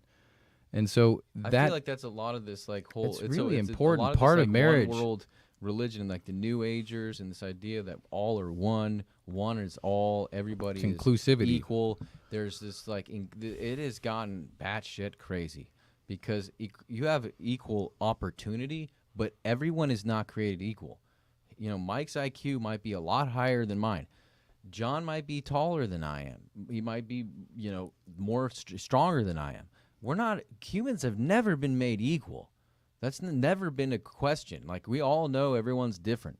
But we have opportunities that are pretty much the most equal they've ever been, ever. And what you have is the LGBTQ community, which is a small percentage of the world, going out and pushing their propaganda on kids. And like, we got God taken out of the Pledge of Allegiance in schools because we're afraid, this might be, you know, indoctrinating kids towards a religious view. So let's not say the Pledge of Allegiance. But now we have a whole Pride Month, and they're putting up, you know, LGBTQ flags. It's like, and you in can't do it, California, but we they have can. to teach the, quote, history of LGBTQ and what they've done for everybody. And it's like, wait a second. Like, you're the pot calling the kettle black at this point in time. It's hypocritical on a very high level, and it's not egalitarian at all. Because if it was, you wouldn't take the Pledge of Allegiance out of the schools. You wouldn't say, okay, you have an opinion of marriage that's different than what this is. It's this more tolerance to intolerance, which breeds this intolerant perspective, which the LGBT community is definitely taking, and it's not okay when it's our kids that are being indoctrinated at such an early age, and girls are getting double vasectomies, and kids are getting Mastectomies, not vasectomies. Vasectomies. My bad. There's comment. I would mess that one up easy. Yeah. You can't turn Well, the clock back on that type It's of like stuff. the 11-year-old girl example I just gave. Do you think 20 years ago that that group of friends is ever even considering the changes they're wanting to do now? And in this current environment, like, that's why I think it's a flash in the pan. You want my honest opinion is a flash in the pan. Yeah. I think we're going to see, like, in 20 years, maybe even 15. Like, this is why I say it's a flash in the pan. All of that sort of what do you call it? Like the elasticity of this being stretched way out. It's going to go, bam. You're going to hit a wall, and you're already seeing it happen with the 30-something-year-olds who went through this before. And there's all of this wishing they could have taken that back, and there's a lot of bitterness to their parents and the people who were supposed to help guide them. So it's not a good situation what we're looking at. So I do think it's a flash in the pan, which is good because There'll be a lot of hopefully- lawsuits. Well, they already have, like, I was speaking to my friend. She's a psychotherapist, and she works with kids, and it's and on a suicide program that they have here. And she told me that most of the kids are transgender, gay, like that is the majority of the kids that are in that. And yeah, they have this trauma to back it up. But you have to ask yourself, it's like, what's going on here? Like, that's already happening. What's going to happen down the line? Like, this is not a good, if you're going to get validated in your trauma, like, let's say, like, you go to Therapy, church, right? you get saved, you have all this repenting you have to do, you have to get, your whole past in order. You have to do all this deep dive and digging into what you did, how you hurt people. You have to ask for forgiveness for things. You have to forgive people.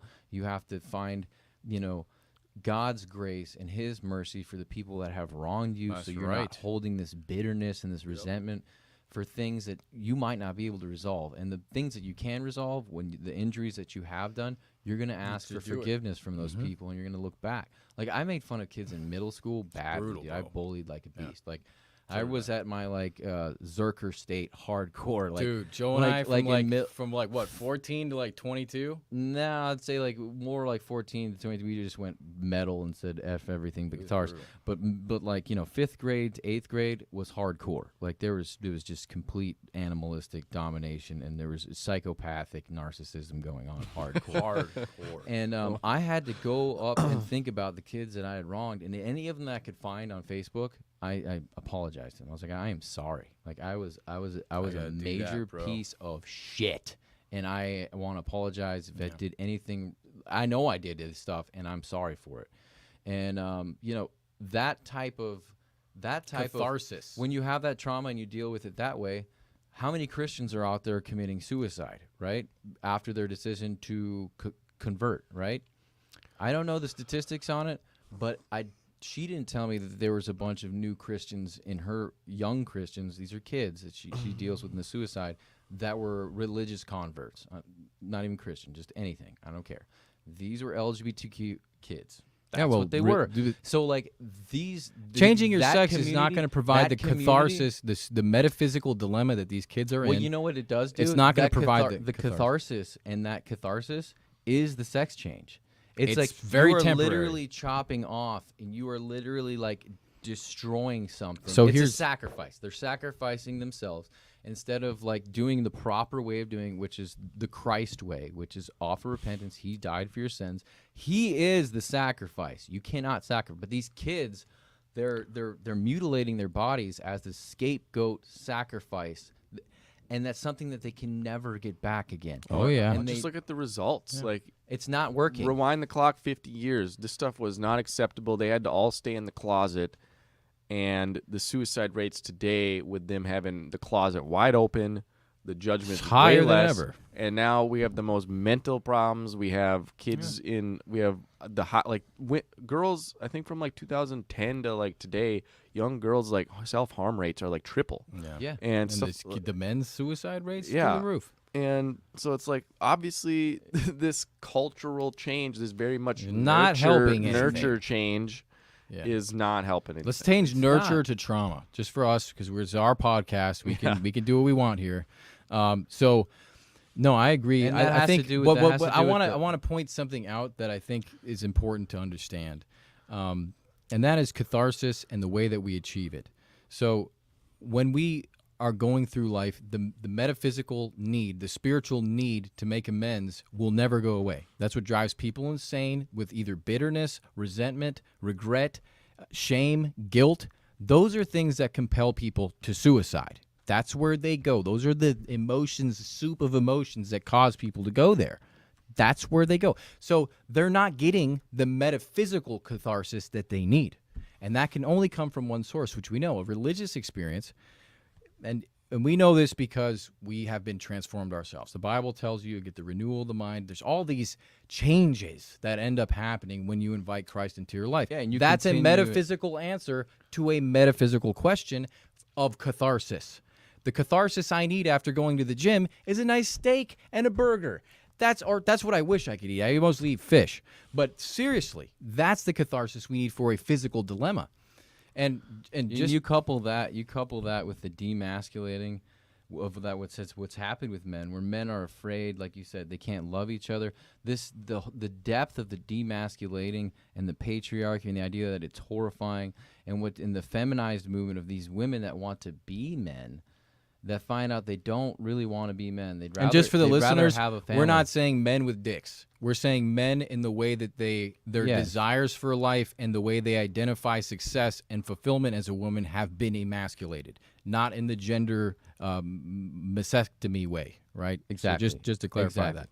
that. So you add these into this like soup of just absolute like cognitive dissonance that's going on, and what we have is just like a Tower of Babel. Like it's a really disheartening place to where you can live in an echo chamber. These kids can live in echo chambers anywhere. Like they can live on a social media. They can get all the validation they need anywhere in life, and you can't even comment on someone because it's bullying now. Oh, like yeah. whereas when I was younger, dude, like it was fair game. Like Well, that's the anything was egalitarian fair thing. game, and like you had to toughen up. And because of that, you had to be able to express yourself. Like even when you look at like That's some right. of these LGBTQ people, like online, Apologia. when they would be like confronting Jordan Peterson or like somebody who like their questions are so over impassioned and they're so emotional, and they have no idea. They're logically inept to even like voice their comment in like a And that's why they logical just way. scream and What's shout. that word Which you brought up? makes him look- What's which that makes word him you look brought like- up where you get in an argument and they attack the person?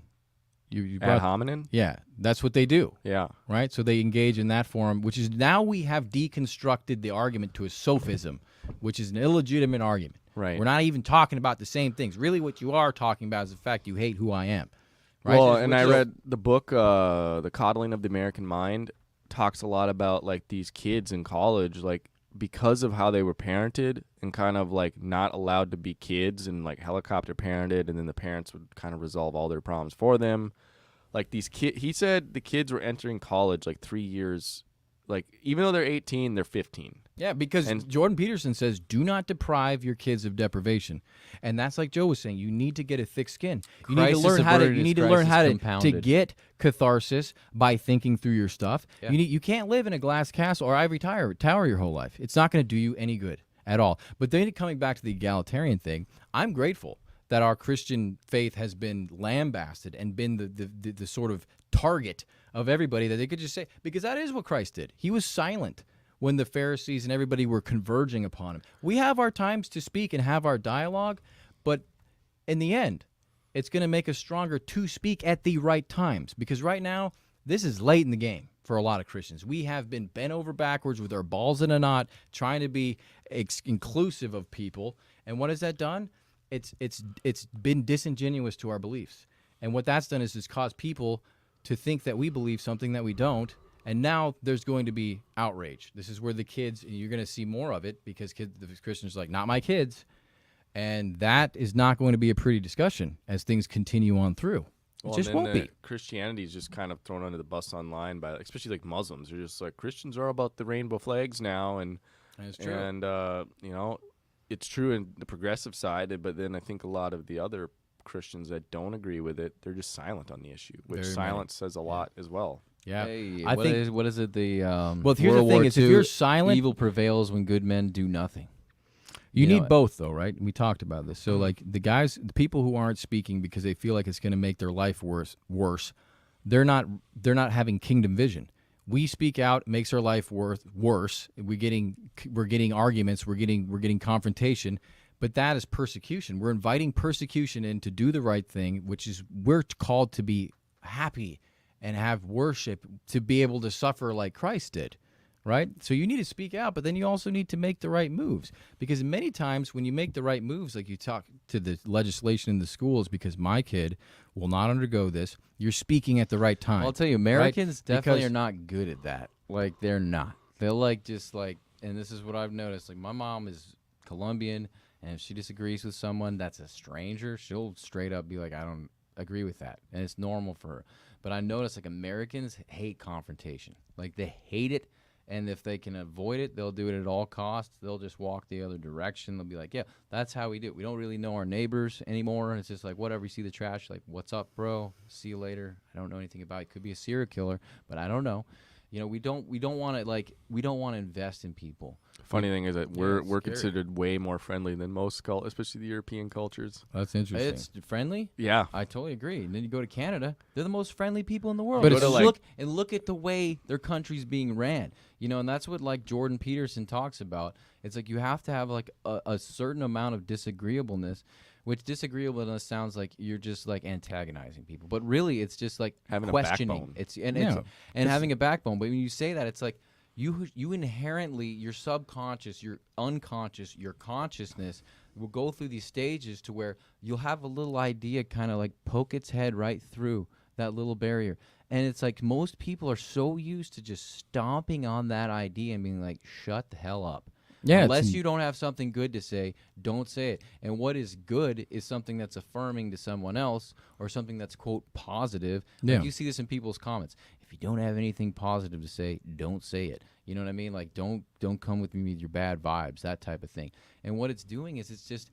And You'll never reach Benjamin catharsis with Franklin that. said something very cool. He's like, if everybody thinks alike, then no one's thinking at all. And if you're in a group of intelligent people like scientists or even our founding forefathers, all they do is try to find like the weak spots within maybe the Constitution because they're trying to draft something that was going to work for centuries, right?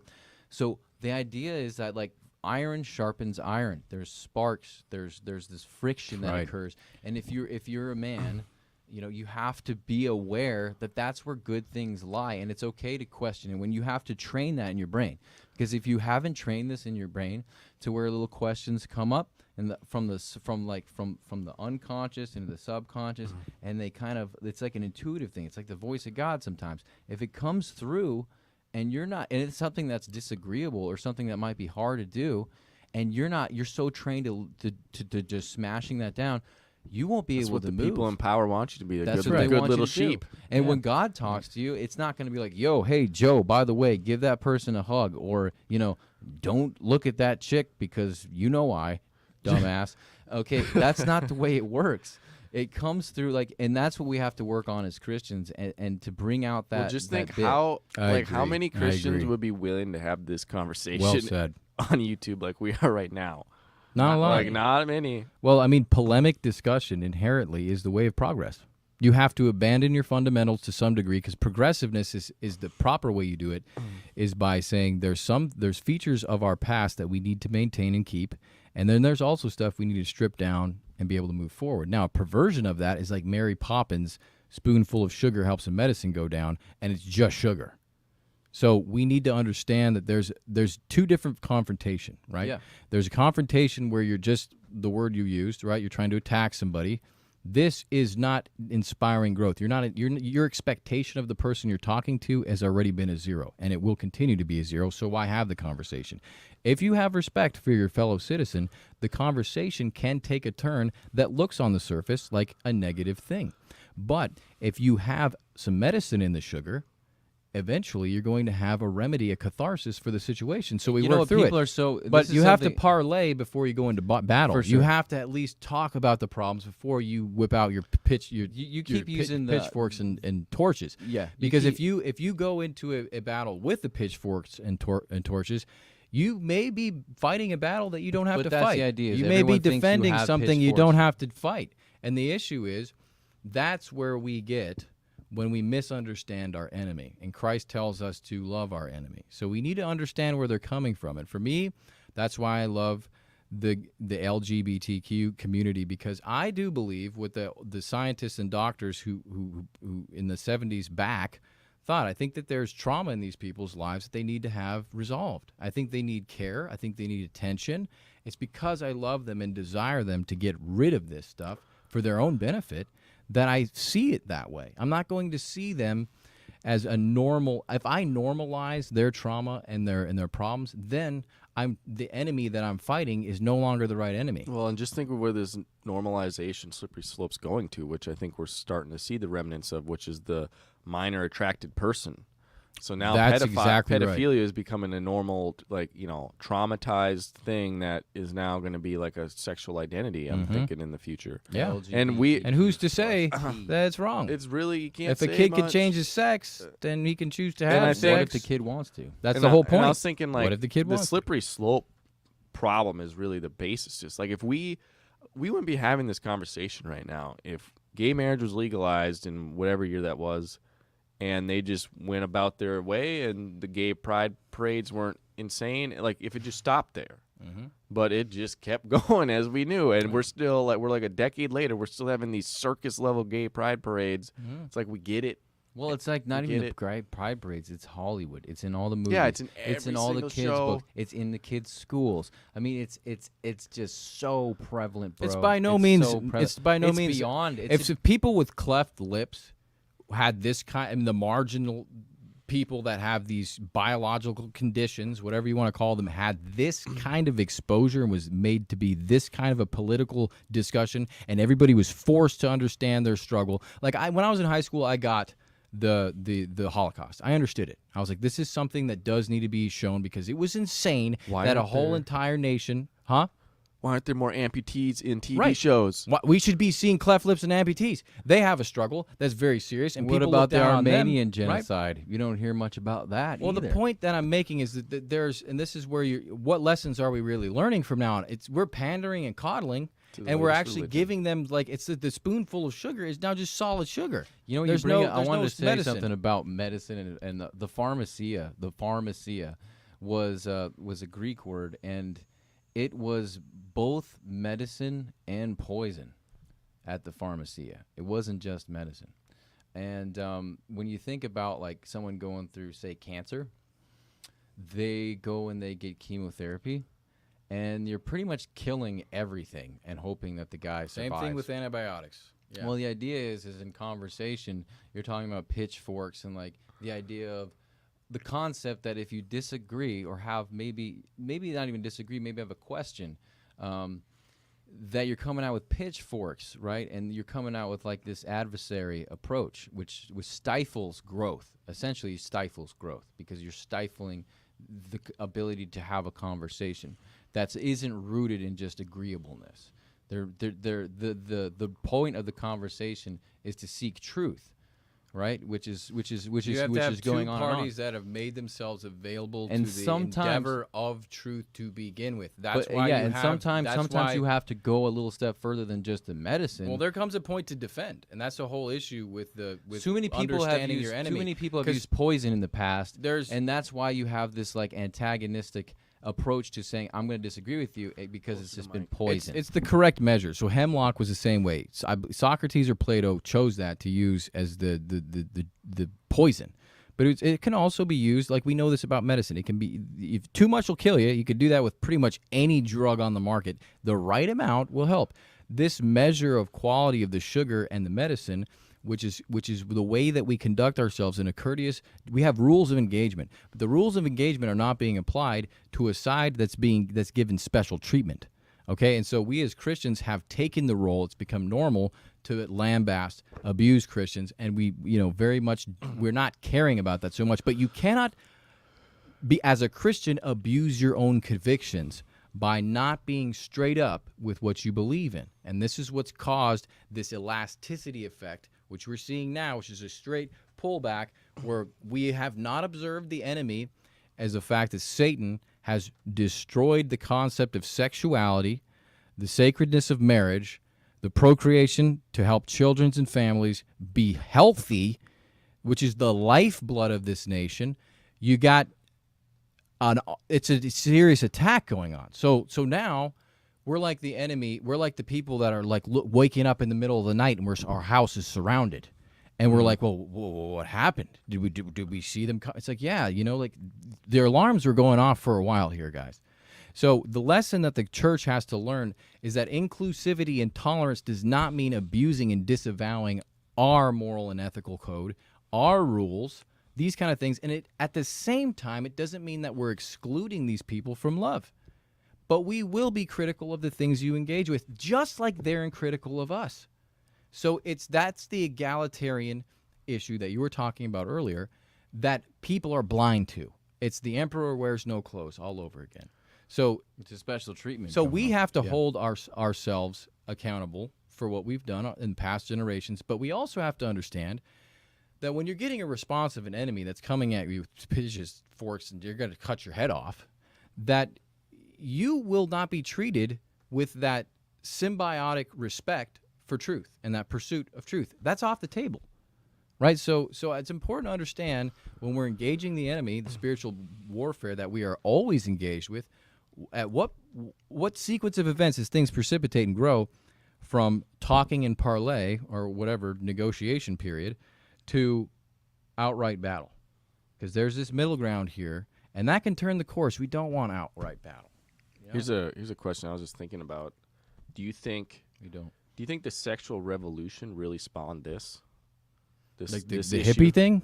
Just free like love? Feminism. The feminist feminist. sexual revolution. Because I was thinking like maybe it's almost an inevitable series of events. Because I feel like that really just made I think it you're onto completely something, Mike. took the procreation part out of sex. Now it's just have fun, free love. Exactly. Use birth control, abortion, do whatever you need to do to keep kids out of it. And so now sex is no longer tied to procreation. Exactly. There's a chain of consequences. Which then makes it like, well, gender is kind of irrelevant now because it's really sex is relevant to really having kids, and it's just a dopamine hit. Yeah. And so where's that out? Eventually, The sacredness of marriage, the sacredness, like sacred. Well, why do you have that? Because sacredness is so special, and I want to say hope something real quick before you get to sacredness, like just from a secular worldview, like a scientist secular worldview. The predominant dominance hierarchy is the male and the female sexual dominance hierarchy. That is what it is. It's a template. And it's because we have to have kids. That's the idea there. So if you get rid of that dominance hierarchy, then you have a vacuum. So what else takes on absurdities? What takes on the next dominance hierarchy, right? Where's the control? Because if that is what people are controlled by, sex is, and I had this idea back in California. I was like, because I saw this coming, I was like, I saw a future where there were no sexes. Because what happens when you do, it's like the Brave New World thing, right? It's like you don't have They to had have sexes there. They had sexes, but it was only for pleasure. No one had babies. It was all eugenics. It was all test tubes. And they did not have to make babies. They were young and beautiful up until they were 60 years old, and then they dropped dead, right? So they could have sex as much as they want with as many different partners. That's taking the sacredness out of old age and the gray hair and all of this symbolism involved with a person growing to his completion. They had bad days, really bad days. They would go through like deep depressions, and what would they do? They'd pop a soma. They'd take a soma holiday where they could get away from everything and go on this blasted adventure where they would come back. It's a drug, yeah. It was a drug, right?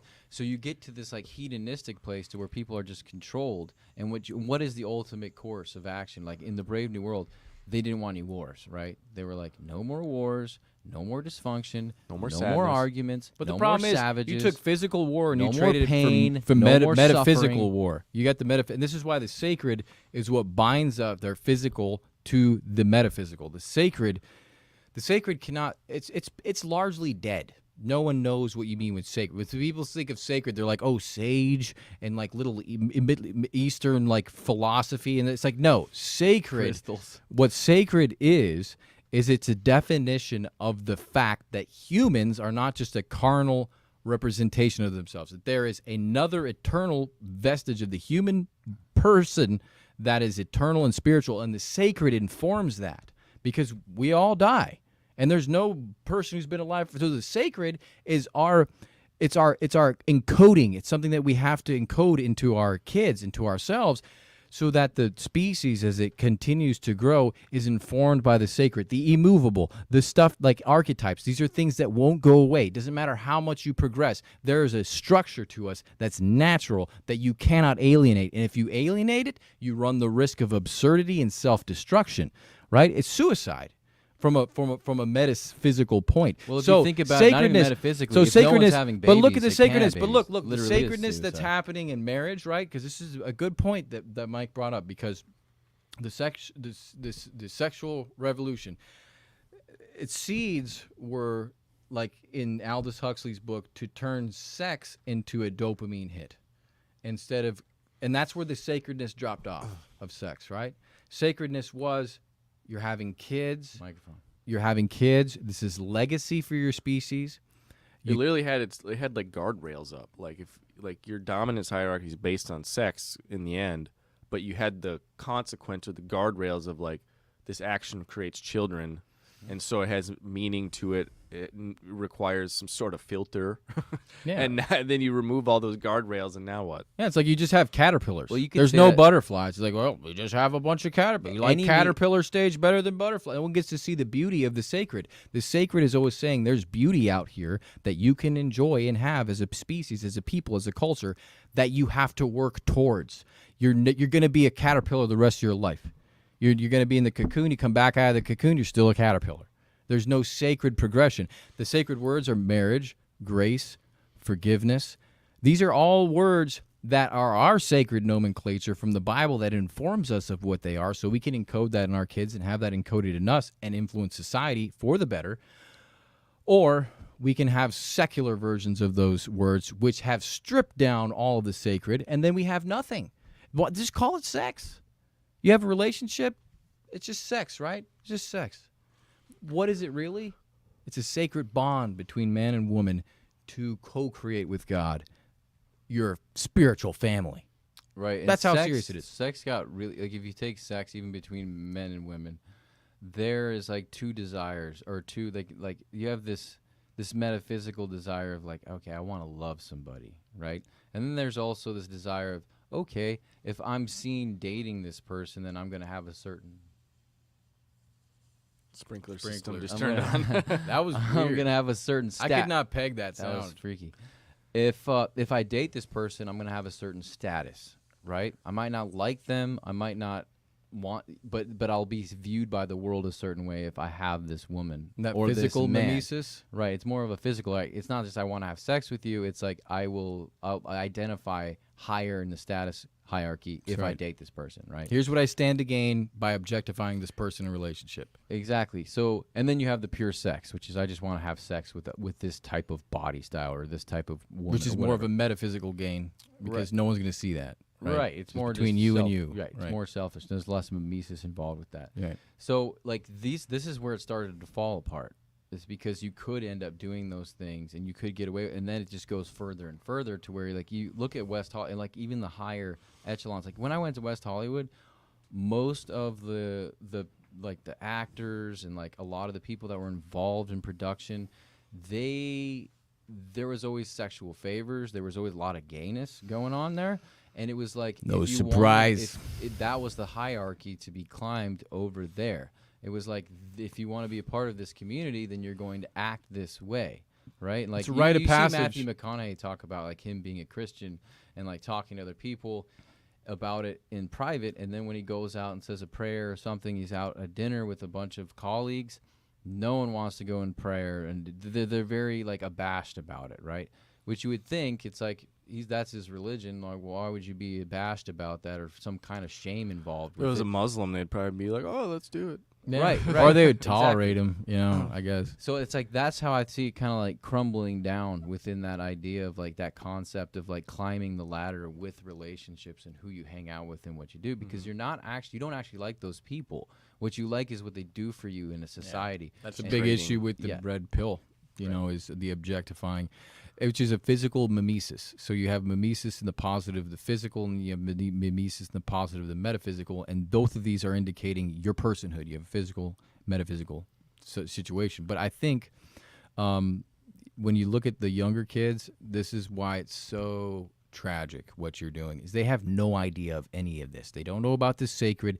They don't know about their integrity. These are all concepts that have to be taught. They're deep philosophical content that needs to be awoken in this kid and taught.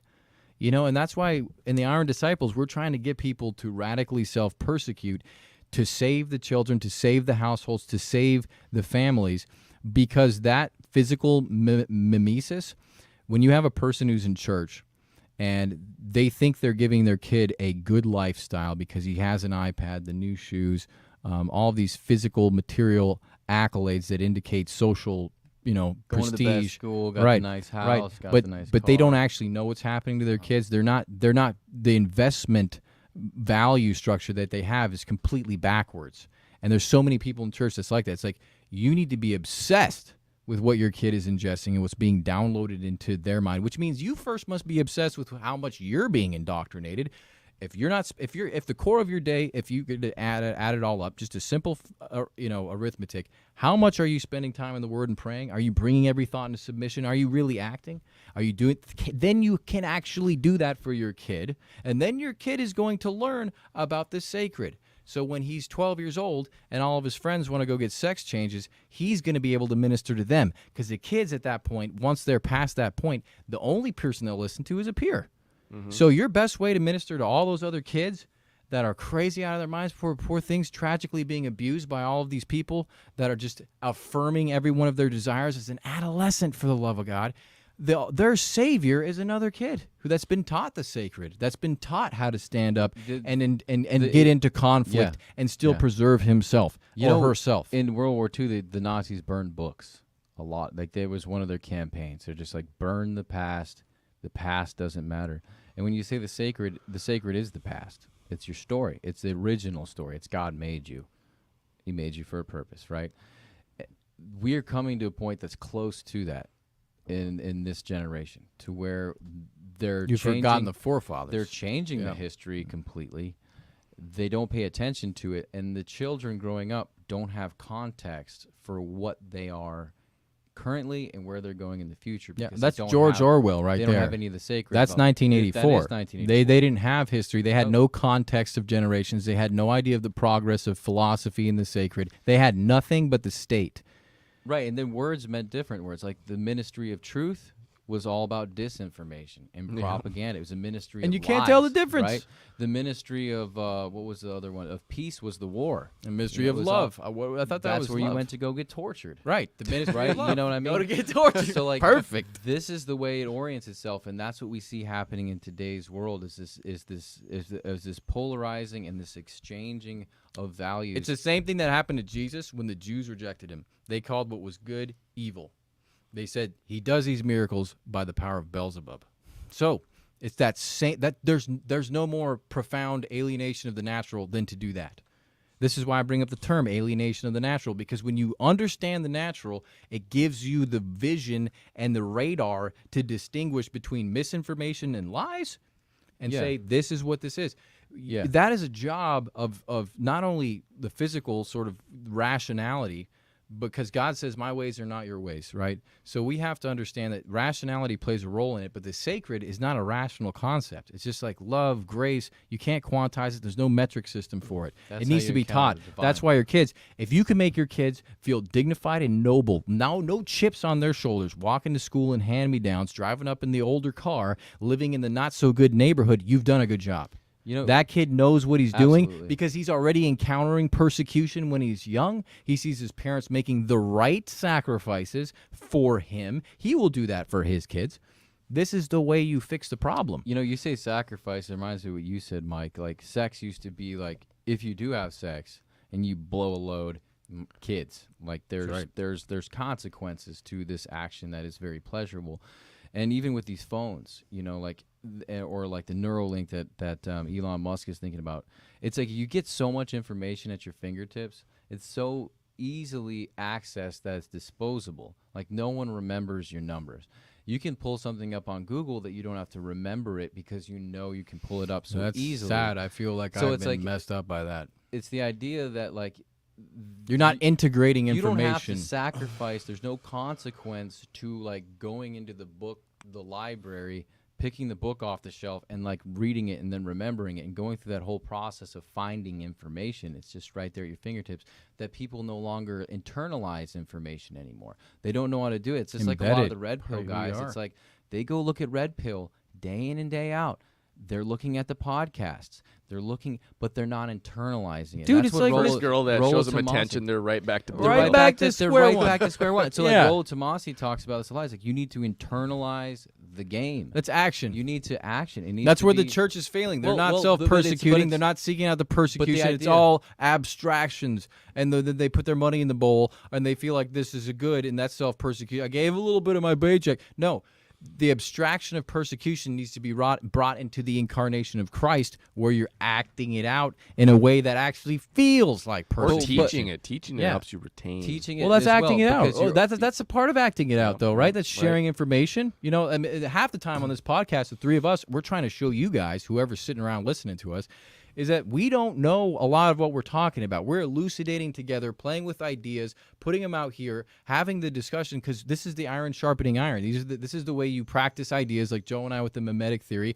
We don't know what we're talking about, but we're trying to get it out there. And eventually, it will sound like something that makes sense. But right now, it sounds like, you know, it's a growing into as you start to share. But what does that take? That takes sacrifices. And why don't the red pill guys want to go out and do it? Is because it's hard. You're putting your balls on the line. You're gonna act like an idiot. You're gonna get rejected. Exactly. Girls are gonna be Persecution. like, "Screw you, dude. You don't know what you're doing," and you're gonna feel like an idiot. And you're gonna feel like an idiot for a long time. Welcome to the school You, of growth. You never feel great until a long ways and the off, trick is, dude. when you can- feel great, you should be scared, because well, usually pride becomes pride a comes fall. fall. Yeah. I think it's easier more today than ever to be a top tier person just because of that. Everyone's Yeah. so used to taking the easy way route. Like, if you're gonna, it's probably like if you actually looked at metrics at the gym, to be like a top 5% person at the gym is probably not that hard. It's But probably you know not what's that hard. interesting is it's among small circles. Yeah. You know, among very small circles that are at least eligible. They've made themselves eligible through study, through practice, through self-application and discipline to be able to say this is because there's tons of guys who are super rich, top G, social status, all of the material items to say I've done it in life, but they are mentally, metaphysically, the sacred, like there's gaping holes of maturity that they lack, right?